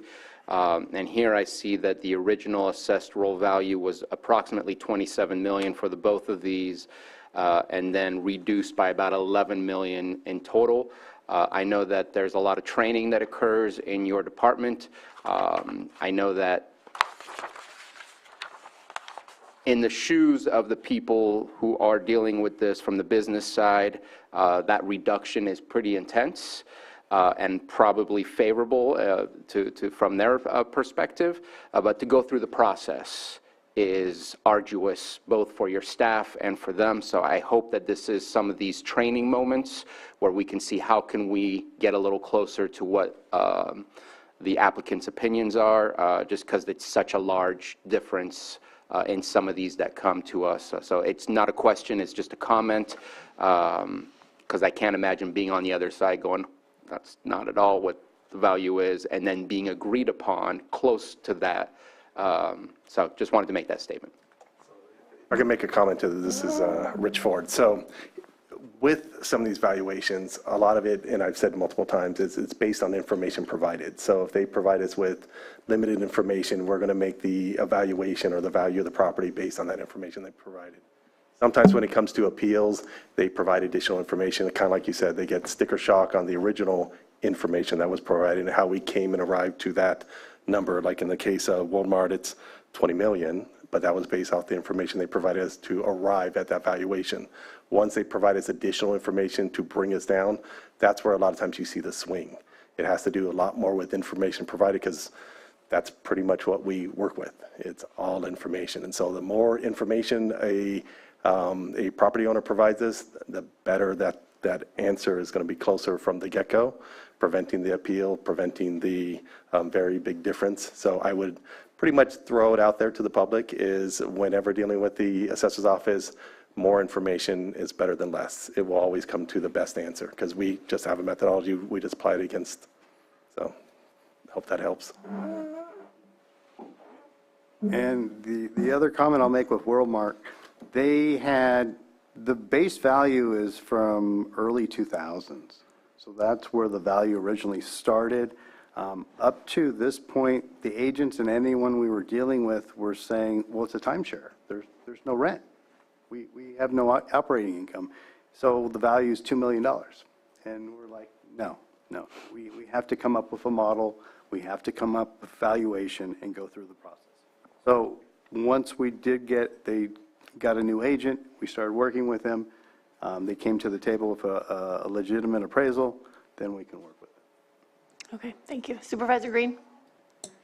Yeah, on Worldmark, so I see the original looked like they were upside down, but then they're invoking property tax rule H, so now they're applying some income, and I guess somehow you tried to get comparables, but the 1.1 million annual income is the basis for this calculation. I don't know what level of comparables you have in Lake County to do that, number one. Number two, that's going to change over time. So can you change the method that you calculate the property tax on this, basically to incorporate their income. So just can you give us just a little bit more information on what market comparables you used to draw that agreed upon number, which seems a little low to me, to be honest. And then at what point in future years are we going to take a fresh look at that income, if that's going to be a metric that continues to influence their property tax rate? Okay, so the valuation that we were using, CRBE, is an information source that does the commercial hotel hospitality. We were calculating the typical rental room rates using what they have on site. That gave us a gross potential income. Then we used the Northern California region for vacancy and loss, and 25% was the industry standard for expenses. So that's how we arrived at the 1.1 million.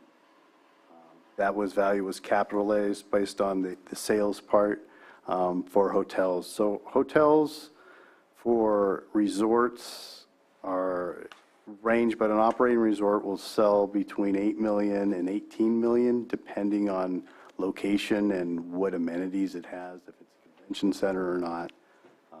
So that's where we got the supporting information.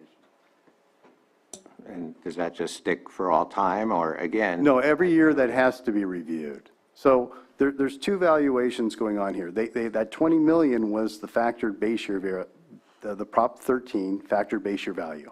That's from early 2000s. Every year that goes up by either 2% or the consumer price index. Anytime that value is not enrolled, the assessor's staff has to go and do another valuation and determine on January 1st, is it the 20 million or is it less? So we're going to be updating that before the close of the roll to determine for the next tax year where that value should be. And then we'll probably see an appeal from that and then go from there forward. But that'll be the process. Anytime you are at a reduced value, the assessor's office needs to look at those values. Just for clarity, also, you talked about comparables. Comparables are only one of our three, possible methodologies to use, right? So that's going to be the market approach for us. You have the income approach, which is closer to what we're describing here, which is basically taking the income, taking a cap rate, taking all the information that he just described, and coming up with a valuation on that way. Or you have the cost approach. The cost approach usually is when a property is newly built. But generally, those three approach, if you took all three and worked all three on every property, they should be within range of each other, but they're not exactly. In this case, usually when you have kind of an income-producing property, more than likely you're going to take the income approach. So just for clarity, is when you're asking about comparables and we're using the income approach, we're not necessarily using comparables. Now, you should be able to technically bounce it against comparables, do that same methodology, and come within range. It's never going to be exact, but it shouldn't be that far off between the three methodologies. So just for clarity. And the final difference on the income approach is the comparables are mainly used to generate that cap rate. So we're using the other, because these properties are so different, what is the income generated? So you can take the net income of other properties and then sales price for sales, even though they're different in different locations, and that's where we got the 8.11%. Okay, did you have something else, Supervisor Sabatier? Just playing with Ready my for pen. action? Madam Chair? Yes. Your board may inquire, because what's being proposed here is a stipulation, whether any of the property owners are present. Okay. Are any property owners present in the chambers or in Zoom? I have a hand up from Betsy Kahn. Betsy, is it, okay, she's down, all right. I don't see anybody. They can bring it back to the board now. Supervisor Sabatier. I'm just going to interrupt real quick. There seems to be a sound. Something going on. There's some artifacts in the sound that I'm hearing. It sounds like, Mr. Ford sounded like he had a filter in front of his face when he was speaking, and I also kind of heard it when What? Mr. Guintavano. I don't think it's anybody's, it seems to be coming from our sound system. Anyways, I just thought I'd bring it up. It just doesn't sound right. But I'm ready to move forward. Supervisor Sabatier, if I may suggest, your board may take the motion for stipulation separately for each property in reference to the assessment appeal application. So one separate motion for each. Okay. I turned it off. So I move to approve the stipulation on the assessment appeal application number 68-2020, Worldmark. Second. All in favor? Aye. Opposed? Okay. And I move to approve the stipulation on the following assessment application number 18-2020, HNS Energy. Second. All in favor? Aye. Opposed? Okay, consideration, 8.4, consideration of following assessment appeal application number 15-2021, Lakeport Post-Acute. Okay, so the burden of proof is on the applicant. This is not an owner-occupied residence, and that's under Property Tax Rule 321. The assessor's presentation will be second. The Assessment Appeal Board may question the applicant and the assessor staff. The item is taken into closed session for deliberation, and the appellant or applicant is notified by mail of the local Board of Equalization's decision. And just to supplement that, if the applicant is absent, the board may inquire as to the notice, any notice provided to the applicant. Any testimony as to this item should be taken under oath. The assessment appeal itself is not subject to Brown Act requirements because it's in a quasi-judicial capacity. Burden of proof, the standard of evidence is a preponderance of evidence. If the property is a residential owner occupied, the appellant presents first. If it's a non-owner occupied, the assessor recorder presents first. Informal rules of evidence are followed, is the standard here, where any evidence that the board deems relevant would be admitted, and the decision in this appeal belongs to the board.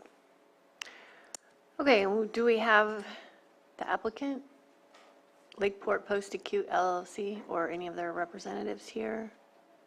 Ryan McClure?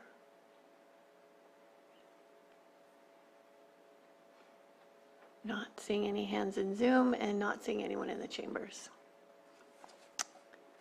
So we'll close that out.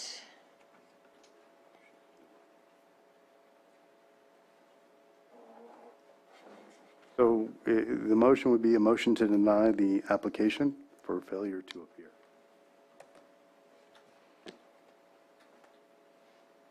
Supervisor Sabatier? I was really hoping somebody would I was really hoping somebody would show up as Lakeport Post-Acute with especially the services that they provide to the community. It makes me nervous. Has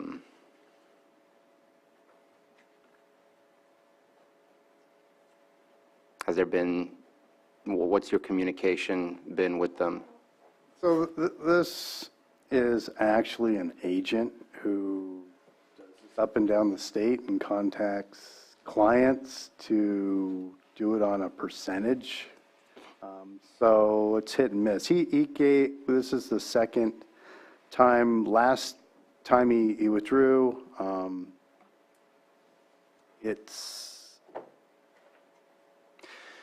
trying to say this nicely. He does things that an appraiser, a licensed appraiser can't do. So that's probably why he's not here. Supervisor Crandall? Are you finished with your questions? So I was going to motion to deny the appeal application 15-2021 regarding Lakeport Postal Acute. Did you have another comment? I was just going to say, in my conversation with Mr. Ford yesterday, he reminded me, I thought for some reason the timeline was 1 year, but it's a 2-year timeline. This is from November 29th, 2021. Is it possible to continue this to November 7th to still keep it within the 2-year timeline with hopes that maybe that there's better communication where they can, that we can come to either an agreement or they withdraw themselves? Because I feel uncomfortable making a final decision unless forced to because of timelines or anything like that when this is a 24-bed facility that provides healthcare services to our elderly. And I'm just uncomfortable to look at the range of, I think it was 6 million to 3 million or something like that. It's a large range. It's not $100,000 difference like the Wells Fargo one was 50%, but it's still only a $70,000 difference. We're looking at a $3.5 million difference at this moment in time, which is 50% more. So I would like to suggest a continuation and a final continuation since it's still within that first 2-year statutory allowance. But I'm just nervous about making a decision on this without better understanding where they are and if they're asking something ridiculous or if we are and we're willing to negotiate. I just, yeah.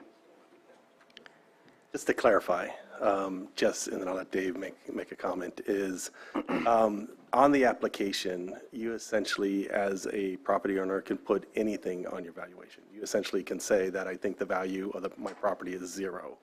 So we do have to be careful kind of making a distinction of what they put on there. They have the right to, of course, come and deal with us and go through that process. But you have to be kind of careful just because they put a number there that's an assumed number. Sometimes it's very well calculated and very well backed up when they get to us. Sometimes it's not so much. And they legally can just put pretty much almost 0. And I get that, but we also so did approve stipulations where it decreased 50% as well from 20 million to 10 million. So, I mean, But I just wanted to say that for clarity, for the public to understand the process a little bit more, is that is a possibility also when you fill out that form. Absolutely. Right, but but this application was filled out by VersaTax Consulting and not the owner. No, this is actually filled out. VersaTax is represented the tenant. The tenant, okay. Because this is a triple net lease, so the landlord just receives a payment. If you'd like, I can just do my presentation, because my presentation on a continuance is going to be the same. From the assessor's standpoint, there isn't a reduction on this.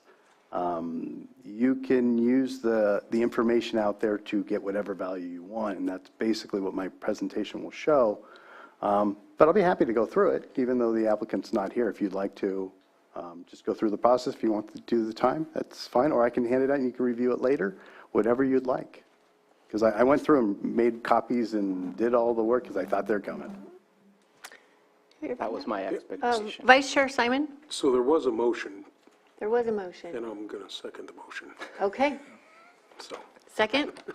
We have a motion and a second. All in favor? Aye. Opposed? Nay. Okay, motion passes. Thank you for your time.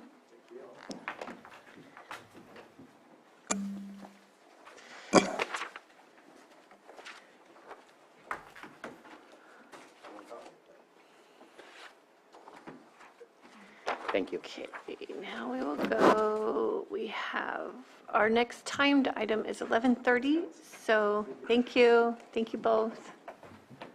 Do you want to We try will- 7.2? And we also have a lot of hold items. Yeah. All right, we will, where'd she go? Okay, we're going to go to 7.2. That's very kind of you. Consideration of a letter of support for a cooperative agreement between the Bureau of Land Management, BLM Ukiah Field Office, and the Tribal Eco Restoration Alliance, TERRA. This is an item that Supervisor Simon and Vice Chair Simon and I have brought together. It's a cooperative agreement that came to us from as a request from Joseph Rodriguez, the BLM manager, particularly for starting fuels reduction work in the Black Forest. Is there something that you want to add? No, obviously, as we continue to move on, the county, our agencies, our departments, we can't do this alone. So bringing everybody to the table and looking at these cooperative agreements or support letters, however we can do that, we want to continue those conversations. Obviously, we have some great groups doing some work here. Obviously, the Eco Restoration TERRA that is going along is the tribal side, I think, equivalent to, just like the North Shore fire crew that we have. So having those boots on the ground in cooperation is always very important on how we move forward. So completely support this idea and always looking when we make these things that there are other projects throughout the county in BLM areas too, that hopefully we can continue this cooperation and continue the discussion. I know there's projects down in the south end of the county, other places that may hopefully spur things along. That's what I will hopefully encourage from this happening. Yeah, and this, I was delighted to get the email from Mr. Rodriguez because there's a considerable amount of work that needs to happen in the Black Forest, but there's been difficulties with finding the crews and having, the agreements in place. So this solves a lot of problems, and hopefully we can get right back onto that work that really needs to happen. Supervisor Green. Yes, certainly going to support this. My only question is, I've made some halting efforts to contact the Ukiah Field Office on other matters and never had any success. So I think the gentleman mentioned here is with BLM Fire and is not necessarily a field manager for BLM as a whole in Ukiah. I was just unclear on the role.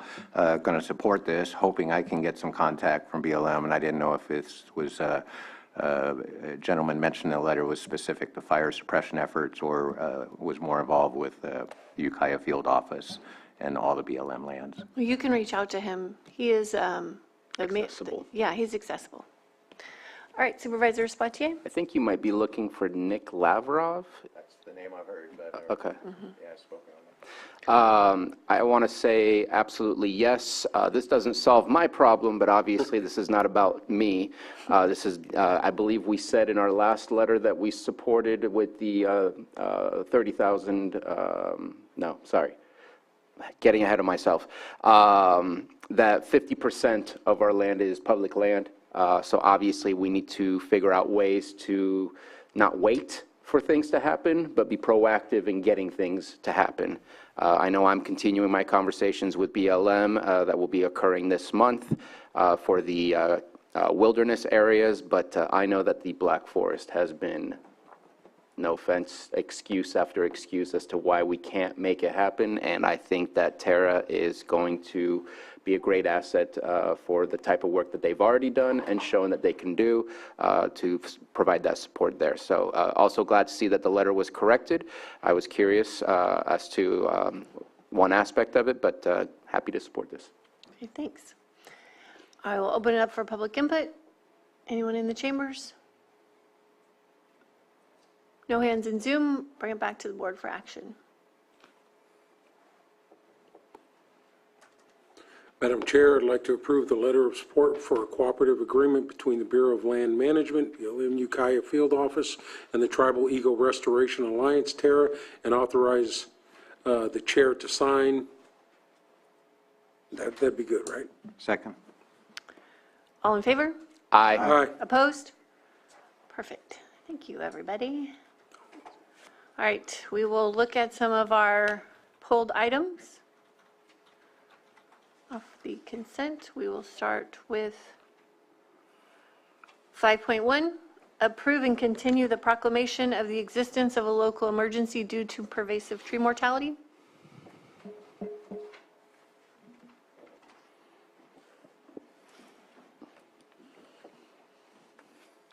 John Moss, I feel that Jessica Peiska has worked very hard on this.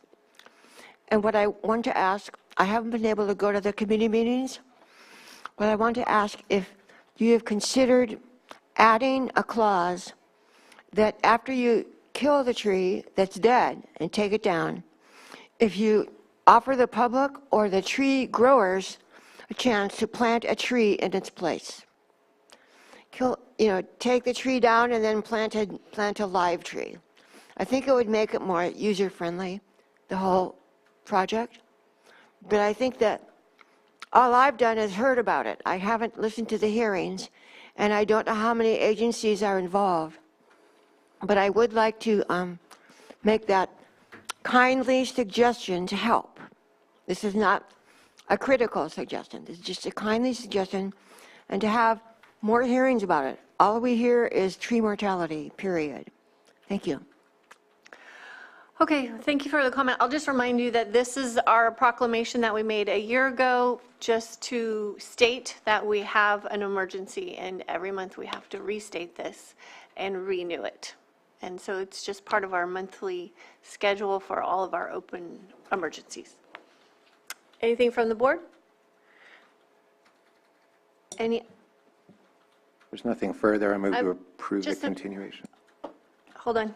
Anything from the chambers or anyone in Zoom? Okay, now we'll bring it back to the board for action. Okay. If there's nothing further, I move to approve the continuation of the proclamation of the existence of a local emergency due to pervasive tree mortality. Second. All in favor? Aye. Aye. Opposed? Okay. Next is 5.3. Approve the continuation of proclamation declaring a Clear Lake Hitch emergency.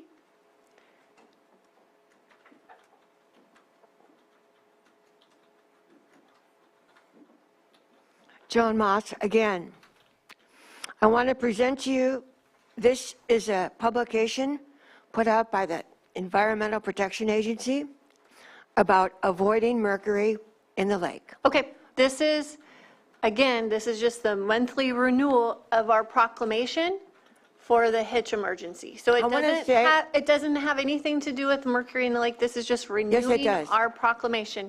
I feel that it does. I would encourage you to bring this as a public input at 9:05 a.m. It doesn't mention fish, hitch as a fish. You're speaking out of turn. This is not the So agenda. next week I'll be a public input. Yes, yes, do that. Okay, thank you.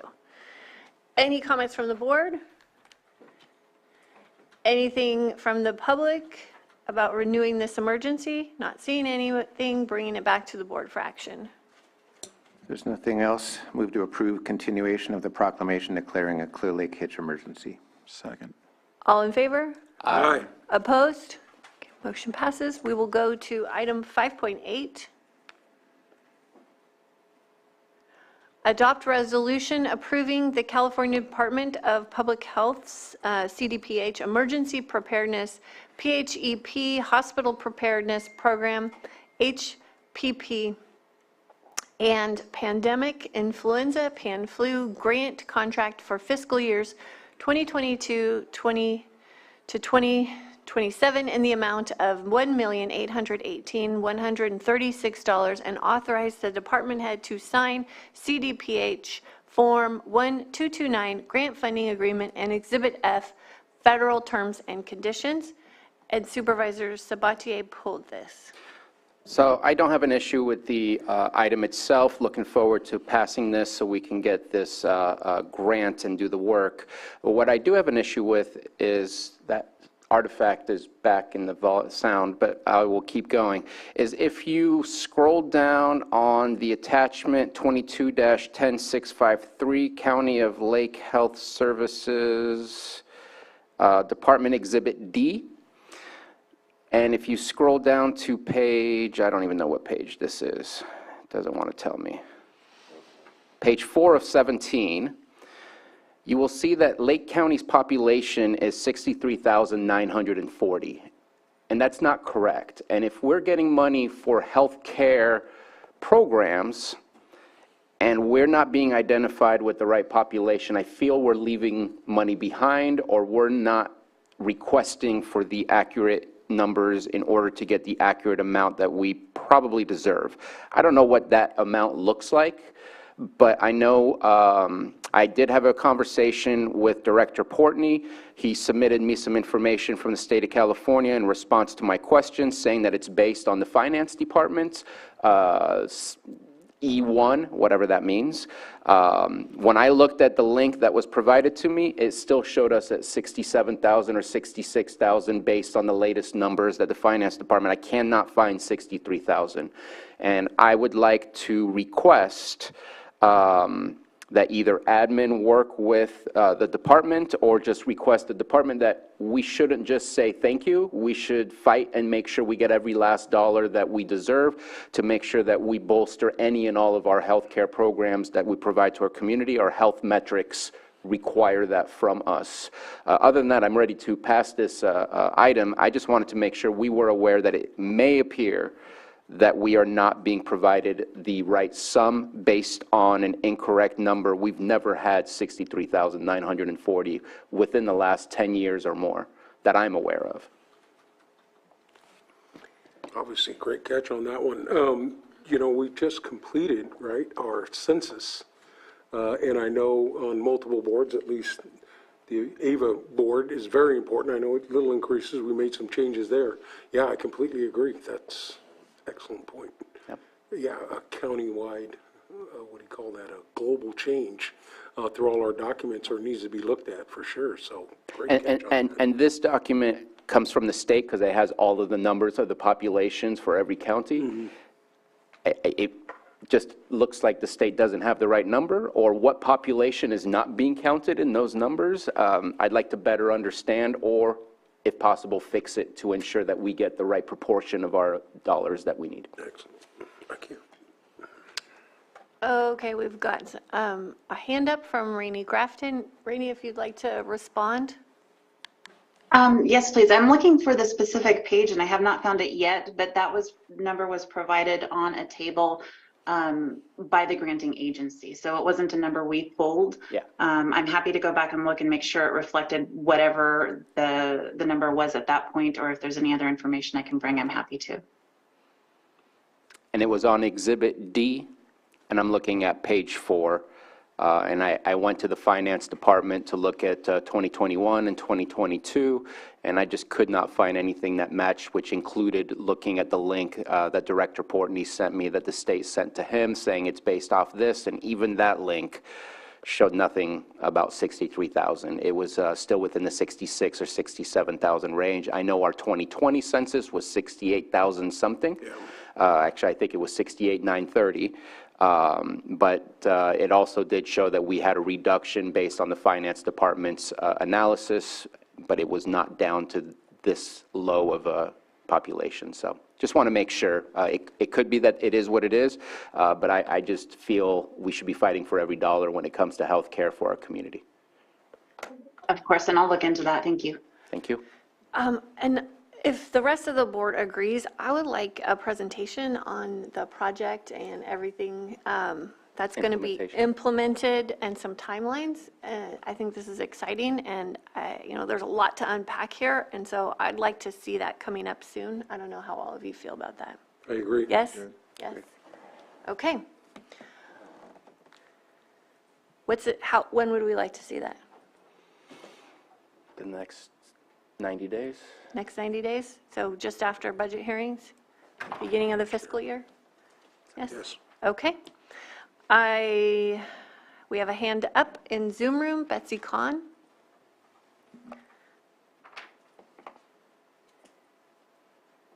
Thank you, Madam Chair. Thank you, Board. Betsy Kahn. I'm just wondering if there's any possibility that the state would only provide those funds to actual residents of the county, since we have a significant percentage of second home owners that are not funded for services here in this county. It just could be one of those impacts. Just curious. Thank you. I would suspect that our census is based on primary residents, and so again, those numbers don't match. Right. And maybe, I don't know. Okay. Yeah, but I do agree with the conversation. If it says 68,191, if we can get that number in there, whatever, we'd rather have it rounded up, not down. Even if it is temporary residents that they're counting or other things like that, each one of these numbers are going to bring more dollars to the community to help the folks that are here, so that are going to access these things. So I agree with that. If we can make that change, that's an excellent job, Supervisor Sabatier. Is there anyone in the chambers that wanted to speak on this item? Joan, this was on your list. Yeah, I'll do public input. It's right now. Right now? Right now, on item 5.8.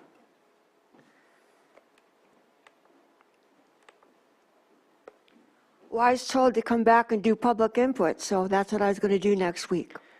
Okay, but you submitted a list of items that you. Yes, I did want to take this consent agenda out and talk about it in detail. So my purpose in it is already complete. Okay, great. Thank you so much. Okay, we'll bring it back to the board for action. Madam Chair, I offer the resolution.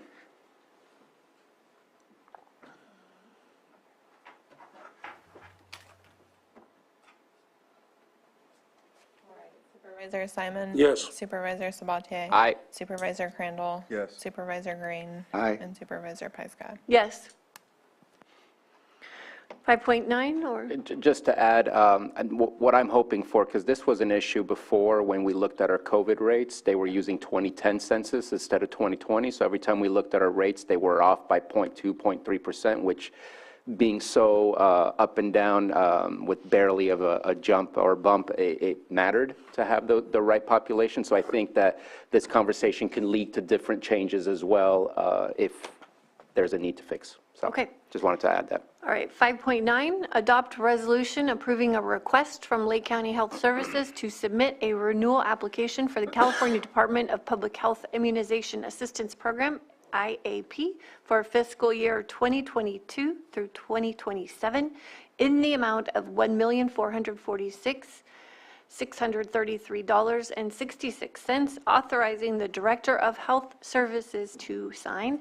And this was pulled by you, Joan. Same as last time.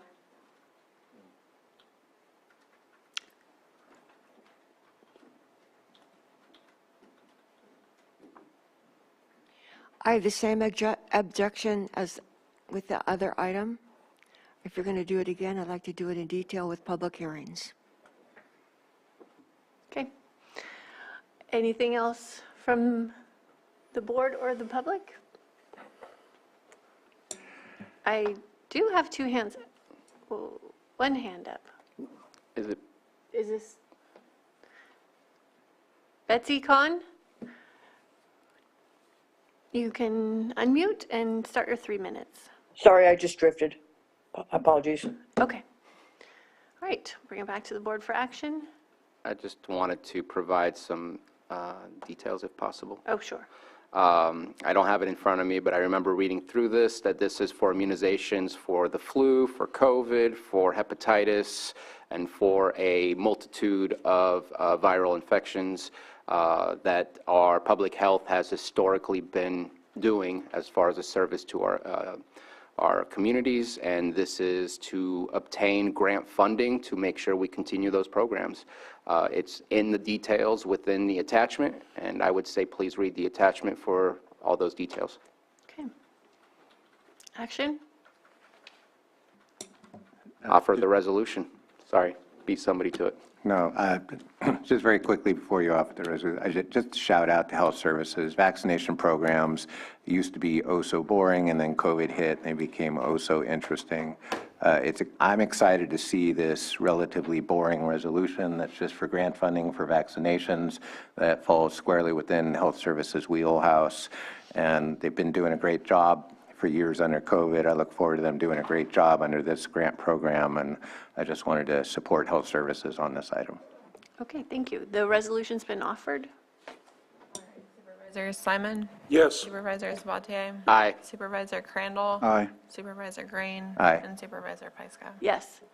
Okay, the final consent item that was pulled is item 5.15, adopt a resolution to approve agreement between Lake County Adult Services and California Department of Aging in the amount of $142,500 and authorize the department head to sign the agreement. You wanted this one pulled too?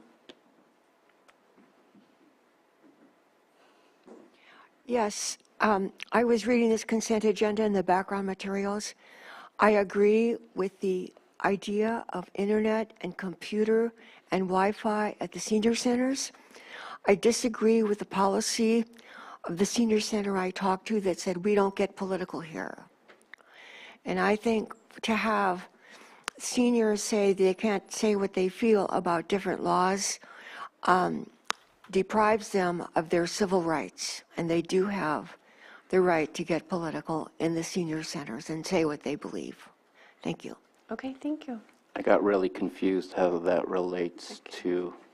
We, do we have any comments from the board? Broadband is good. Okay, open up to the public. No hands in the Zoom room. Joan Moss again. I Okay. feel that not being able to be political and say what you believe inside a senior center reflects on whether they get to have Wi-Fi. Joan, that's not really what this item is about. Thank you. Okay, are we ready for action? I offer the resolution. Resolution's been offered. Simon? Yes. Supervisor Sabatier? Aye. Supervisor Crandall? Aye. Supervisor Green? Aye. And Supervisor Pyska? Yes. Thank you so much. Now we will get down to our 6.8. Nope, we're not quite there yet. I got 2 minutes. Appointments? Yeah, 7.4. yeah, 7.4. 7.3. 7.3. 7.3, consideration of the following advisory board appointments, Community Visioning Forum, and the Central Region Town Hall. We have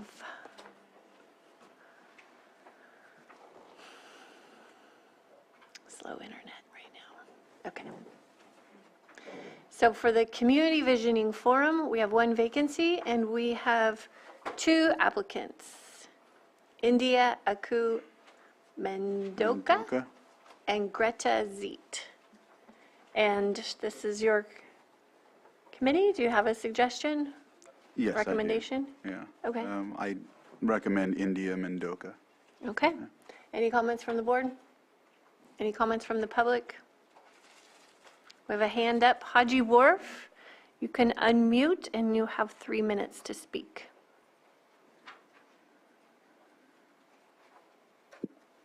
Actually, I have my hand up to speak on the SIRT appointments. Okay, I'll get back to you under then. the same agenda item.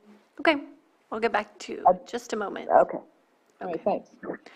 Okay, do action on Community Visioning Forum. I do have a quick question. Yes. For the Visioning Forum, is there anyone on the forum with any connections to the NAACP? I don't think so as of now. And that was the other person. Yeah, that's why I was asking. I know that I see that they are both committed to other things within the community, which is great, always difficult to choose from, but just wanted to ask the question, but at this moment, I think I'll support going the direction that those on the Visioning Forum are offering. All right. So I move to appoint India Mendoka to the Community Visioning Forum. I'll second that. All in favor? Aye. Aye. Opposed? Okay. Next, we have Central Region Town Hall, 5 general membership vacancies, and we have quite a few applicants. So I will look to you, Supervisor Crandall, for your suggestions for this new town hall. I do have some suggestions, but I'll go ahead and allow public comment to commence first. Okay. Anyone in the chambers? I know we've got a hand in Zoom. Haji Wharf, if you want to unmute, and you've got 3 minutes. Good morning, board members. My name is Haji Wharf from Upper Lake. I am a constituent of Supervisor Crandall in District 3. Thank you for the opportunity to speak today. Of the slate of SERF applicants put forward, I want to recommend that 2 names be disqualified from consideration, that of John Jensen and Kurt McKelvey. For the past 6 months, we have witnessed these 2 bad actors aggressively undermine a very patient Supervisor Crandall, with them feeling entitled to the same, if not more, recognition and political standing as an elected official. Of course, their claim to this privilege is self-appointed and undeserved, yet their constant disrespect, interruptions, innuendos, outright maligning of character, and abuse of their perceived influence display a lack of character and any sense of humility, self-awareness, or decorum in representing the interests of the community. Traits that are important in public service. I want to remind the public these 2 men sought to divide the community by instigating racial tensions. They vigorously attempted to insert highly inflammatory language into a resolution, charging the Scotts Valley Pomo and their representatives with, quote, colonial behavior, end quote, simply because they objected to a local project that impacted their self-interests. This showed very poor judgment and a perverse decision-making rationale, which would prove to be detrimental to the well-being of our diverse community. We do not need more bigoted bullies in leadership positions in this county. That era has lapsed, thankfully. Therefore, I feel strongly these men should not serve in any advisory capacity if we, as a community, are committed to bringing people together instead of consolidating the interests of a few. Thank you for your time. Thank you. It doesn't look like we have any other hands up. Oh, nope. Okay, she's got her hand. And I don't see anyone in the chambers, so I will bring it back to you, Supervisor Crandall, for your recommendations. All right, so I will move to appoint Rebecca Schwenger, Kathy Herdman, Atlas Pearson, Austin Pratt, and Priest Martinez to the Central Region Town Hall. Second. All in favor? Aye. Opposed?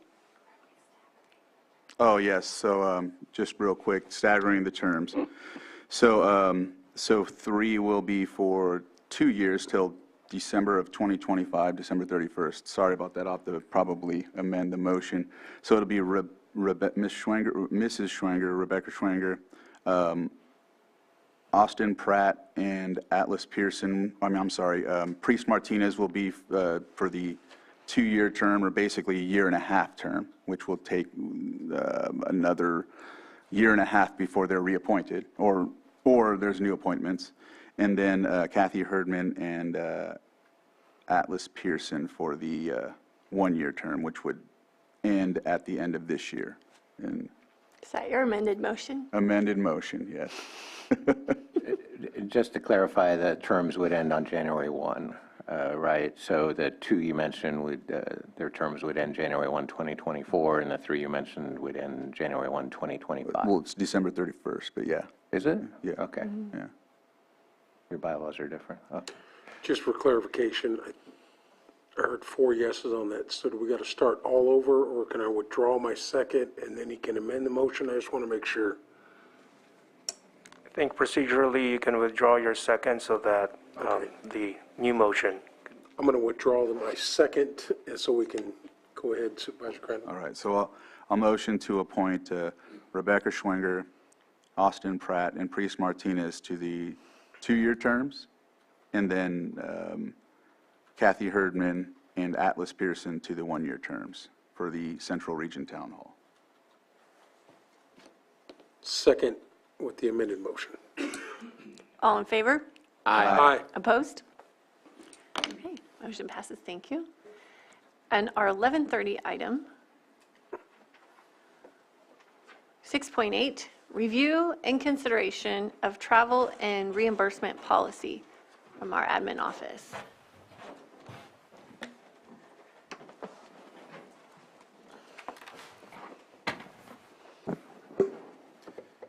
Good morning again, Board. Stephen Carter, Assistant County Administrative Officer.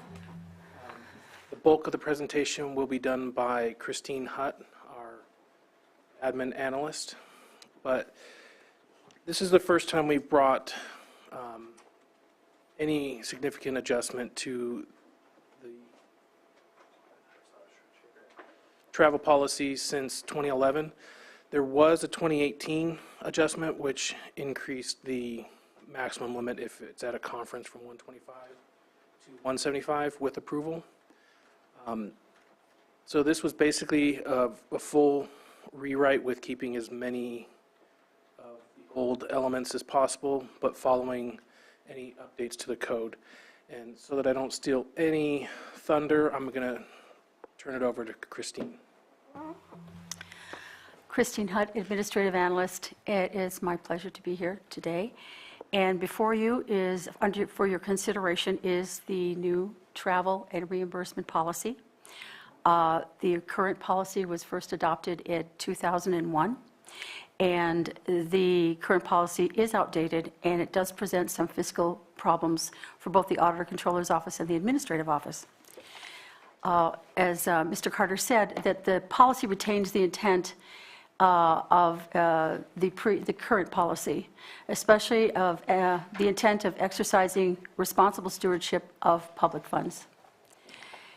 The attached policy is a full rewrite. It encompasses eligibility, pre-authorization, transportation, lodging, meals, mileage, and claiming reimbursement. The lodging and meals expenses adopt the acceptable rates as published by the General Services Administration, the GSA, and the mileage reimbursement rate is tied to the rate published by the State of California Controller's website. The policy also serves as a qualifying written accountable plan by meeting the other criteria as defined by the Internal Revenue Service.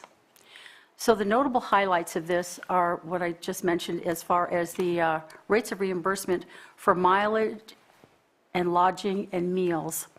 So the State of California Controller's Office publishes a mileage reimbursement rate for the state employees, and we are going to follow that. This policy suggests that we follow that, and that current rate is higher than we currently have in our policy for reimbursement rates. And the State of California follows the IRS adjustment, and so I think it lags about 6 months, but this is looked at the IRS, at the federal level annually. So they're trying to keep it in keeping with what is reasonable to reimburse.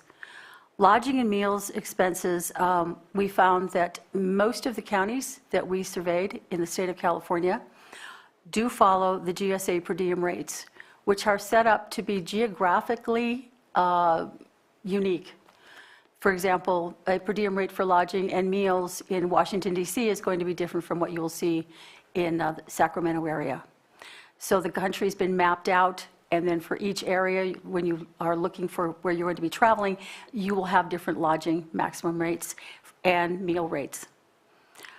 Pre-authorization form being submitted with the reimbursement claims is something new. The current policy does request, or does require, that there be a written pre-authorization at the department level before travel expenses are incurred. The change here is that we're requesting that this policy requests that the pre-authorization be submitted also to the Auditor Controller's Office. And hopefully this will bring a little more awareness to the actual costs that are being incurred in travel and prevent overdrafts of accounts that reimburse those fees or those claims. Also, the policy follows the rules of an accountable plan as determined by the Internal Revenue Service. This is important because certain items of reimbursement may be considered taxable events to an employee. And by having an accountable plan, this helps us this helps us comply with those IRS regulations so that we will not be, or I would say we do not want to, we would like to minimize any taxable events. But this is, but then, since we're talking about taxable events, this is something that is a big change. And that is that according to the IRS rules for accountable plans, same-day meals reimbursement without an overnight stay is considered a taxable event. The IRS determines that business travel requires being away from your tax base, your home, for a period over a working day and requires a rest period of an overnight stay. Otherwise, that meal is considered a taxable event if there's no overnight stay. And those are the main changes within this new policy. So I did speak with at least one other department head, and I understand that, and I think we've got some great improvements here. Things, tying it to the GSA so we're not locked in to amounts that become irrelevant in the short future is great. And I think we have a department head meeting coming up later this month. I think this would, I think it would be a great opportunity for the department heads to take some time and weigh in on these changes and see how this could affect different departments which may or may not travel more, and just get some really important feedback. So that's what I would like to request today, but I see we have a couple of pens up. Supervisor Sabatier? Yeah, I just to add to what Ms. Hutt said is before we had, I think you had to submit it within 30 days, and if it wasn't submitted within 30 days, maybe it was 60 days, then you can go to the Board of Supervisors. That seems to be eliminated entirely, and I love that because I hate the kind of in-between situation. And sometimes we're looking at $20 or something really small, and it's like it's taking up some time. So I think that this puts a barrier in front and saying meet the guidelines or else it's going to be a taxable thing. There's no choice. So I like that. I do have a bit of an issue, and I guess it's personal, and you won't be seeing anything coming from me, but it seems like we're adding or providing greater detail for the Board of Supervisors, where I thought it was going to be for out of county. I'm going up to the first page where it speaks now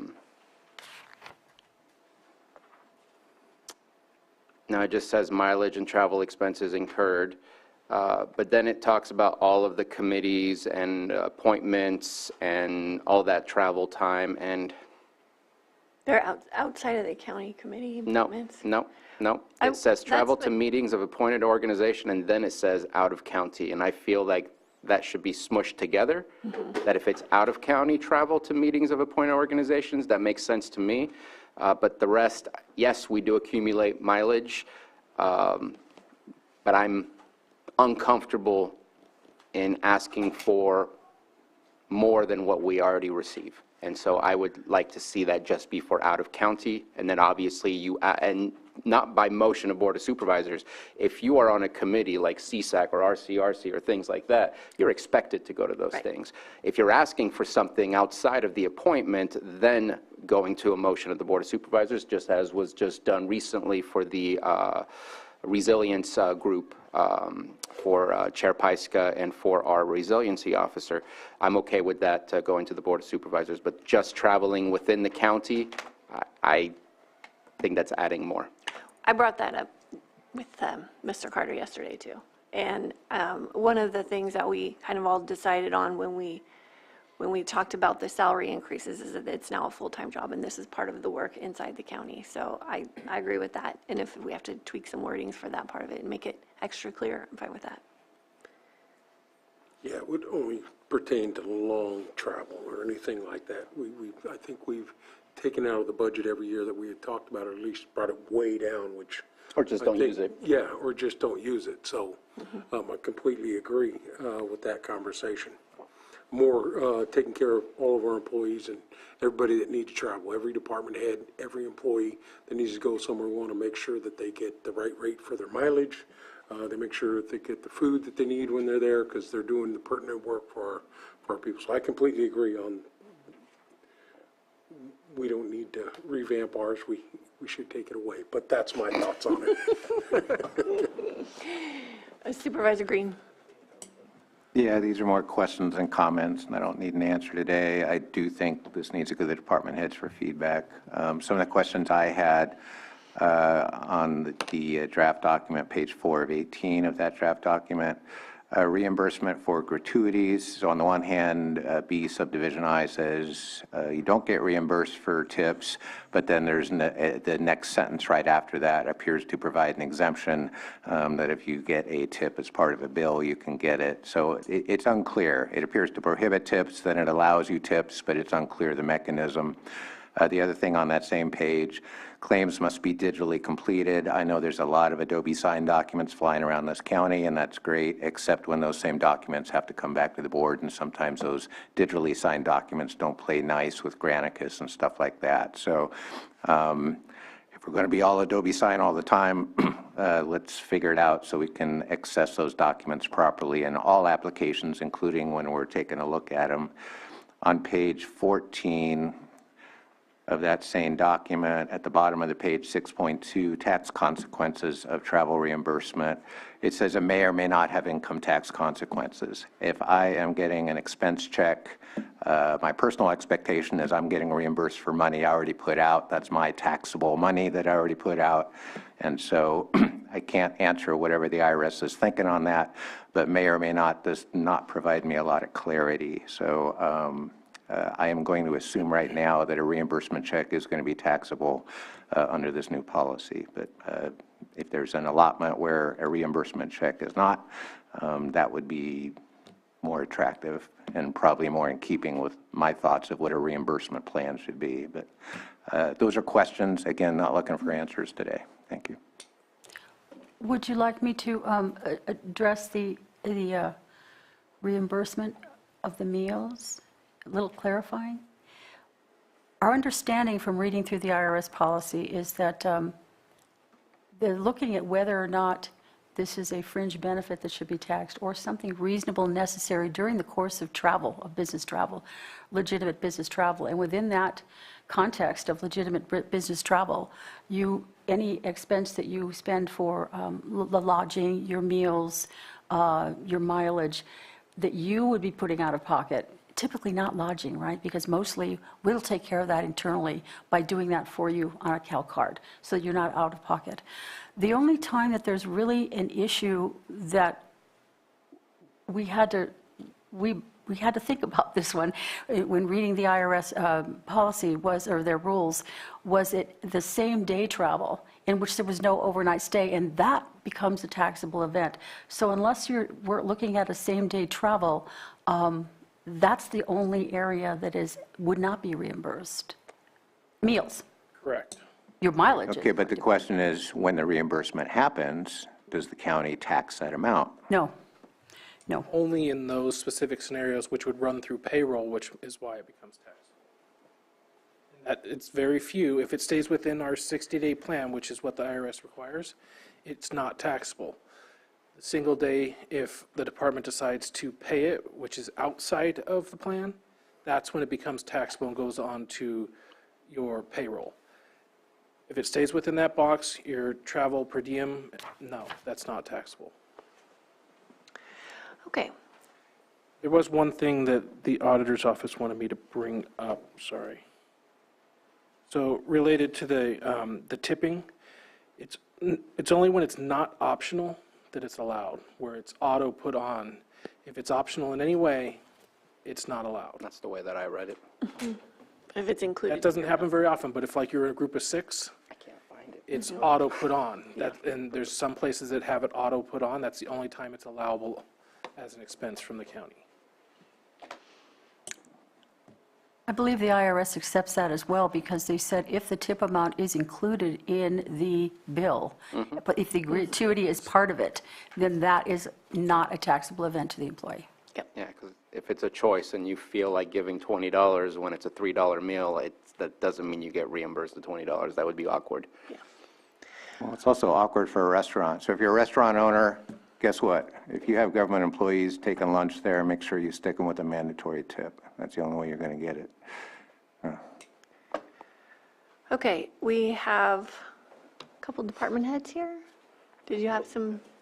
Oh, I'm sorry. I just wanted to highlight, I'm not sure if CSAC does it, but I know RCRC reimburses any travel or any hotels or anything of the like.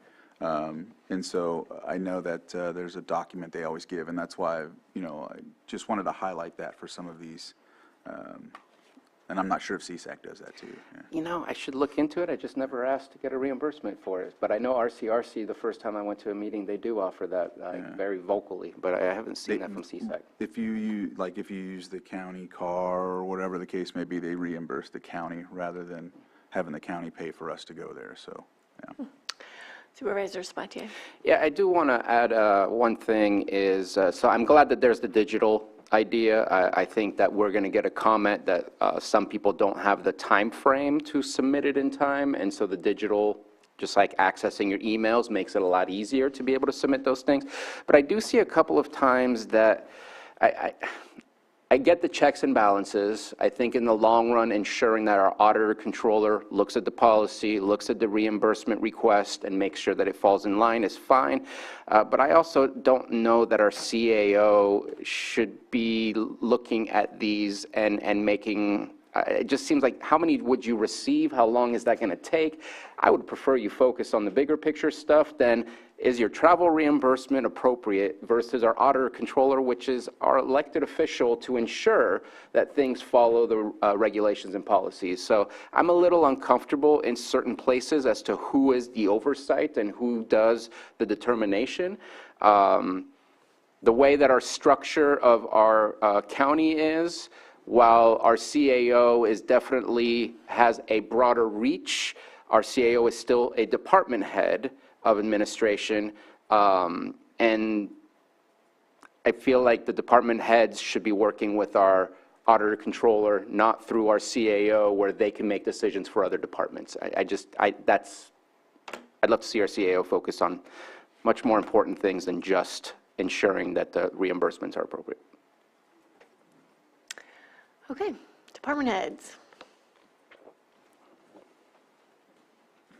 Good morning. Rob Howley, County Sheriff. First off, I'd like to thank admin. They put a lot of work into this, obviously, and there's some really good parts to it. It's a benefit, some increases. I'd simply like to echo Chair Pyska's suggestion that this could possibly go to the department heads for some discussion. I do think there are significant changes that will affect some workload. There's some additional reporting processes, approval processes, particularly for department heads. For a department like mine, excuse me, we travel a lot. This is going to matter. It is going to change some things, particularly the overnight stay issue. We use that frequently, and our people are used to being compensated or at least receiving per diem for those. So just that, in short, there are enough changes. I think it'd be a good benefit for the department heads to get a chance to roundtable this and give suggestions back prior to the board approving it. That's all I have. Thank you. Great, thank you.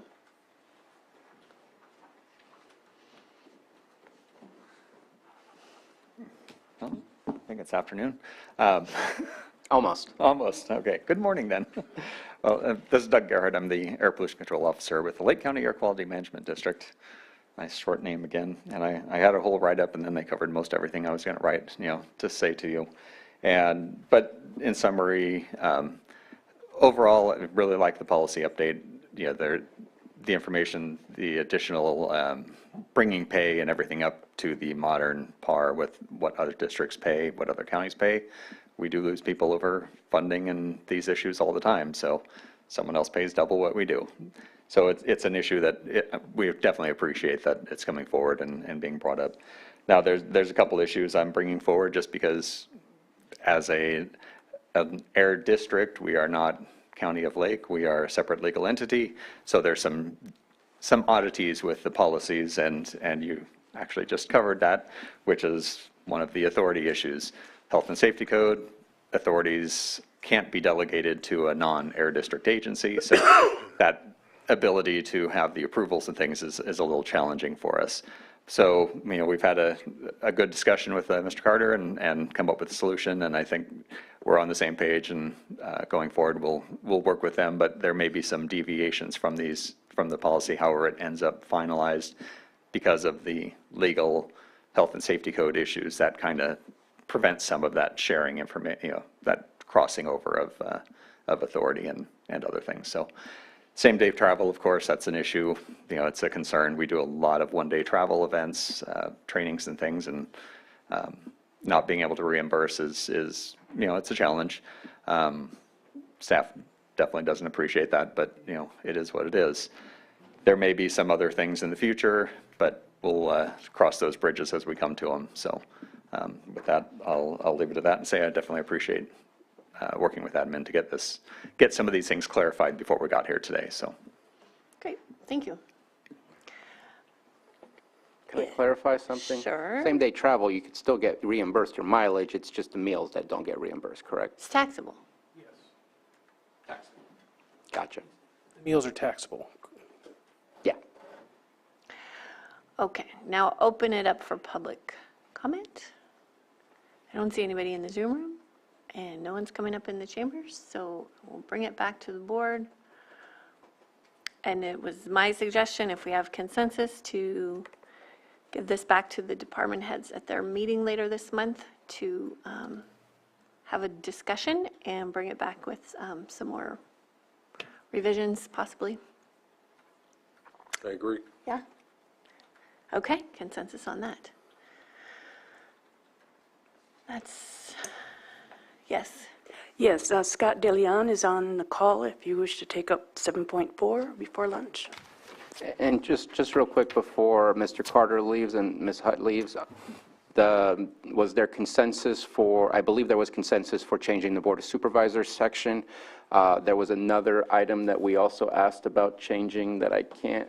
CAO part. Yeah, the CAO, just wondering if there's a consensus to having the auditor controller or having that reviewed, that it's not the oddity there CAO? is it's an admin policy, not an auditor policy, so we'll have to look into it, though. Okay, look into it. There's consensus to look into it. Okay. Yeah. And make sure it works No, I'm not for, trying to put more on the CAO at all. yeah. And making sure that it works for other districts and other electeds. If it helps out, I'm very willing to make it the deputy CAO. That's awesome, because that's not me either. Thank you, Board. Thank you. Thank you so much, and thanks for coming in. And we can go to our 7.4 item, consideration of resolution approving agreements for the purchase of right-of-way for the South Main Street, Soda Bay Road Improvement Project, and authorize the Director of Public Works to execute the purchase agreements on behalf of the County of Lake. And we have Director DeLeon. Good morning. Thank you. I appreciate you squeezing me in before you take your lunch break. Scott DeLeon, Public Works Director. Today's item is a resolution that approves the purchase agreements for 3 properties for our South Main Street Soda Bay Road project, and it authorizes the Public Works Director to execute the agreements and complete the purchases. This is a project that was around before I took over in 2010. We have about 8 properties remaining. And we're slowly making progress on completion of this right-of-way acquisition. And today's item will move us to. So happy to answer any questions. Supervisor Sabatier? I just wanted to ask again, I believe you said 2020, was it 2024, 2025 is when PG&E is planning to potentially start the undergrounding? So we're looking at 2024 for the underground and then the road widening project to follow the following year. Okay, awesome. Supervisor Green? And just to clarify, the only utilities currently proposed for undergrounding as part of that would be the PG&E? We have AT&T and PG&E. But no water, no sewer, right? Okay, thank you. Okay. Any comments from the public? Not seeing any. We'll bring it back to the board.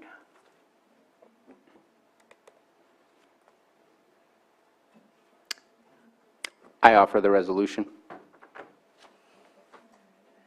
Supervisor Simon? Yes. Supervisor Sabatier? Aye. Supervisor Crandall? Aye. Supervisor Green? Aye. And Supervisor Pyska? Yes. Thanks.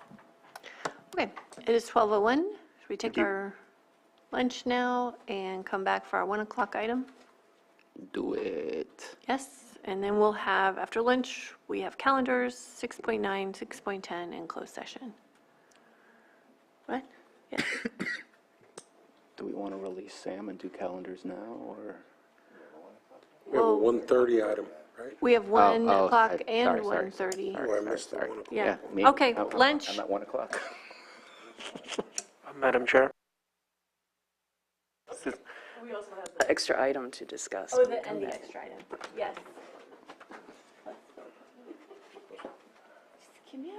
I thought we were done. Really? No.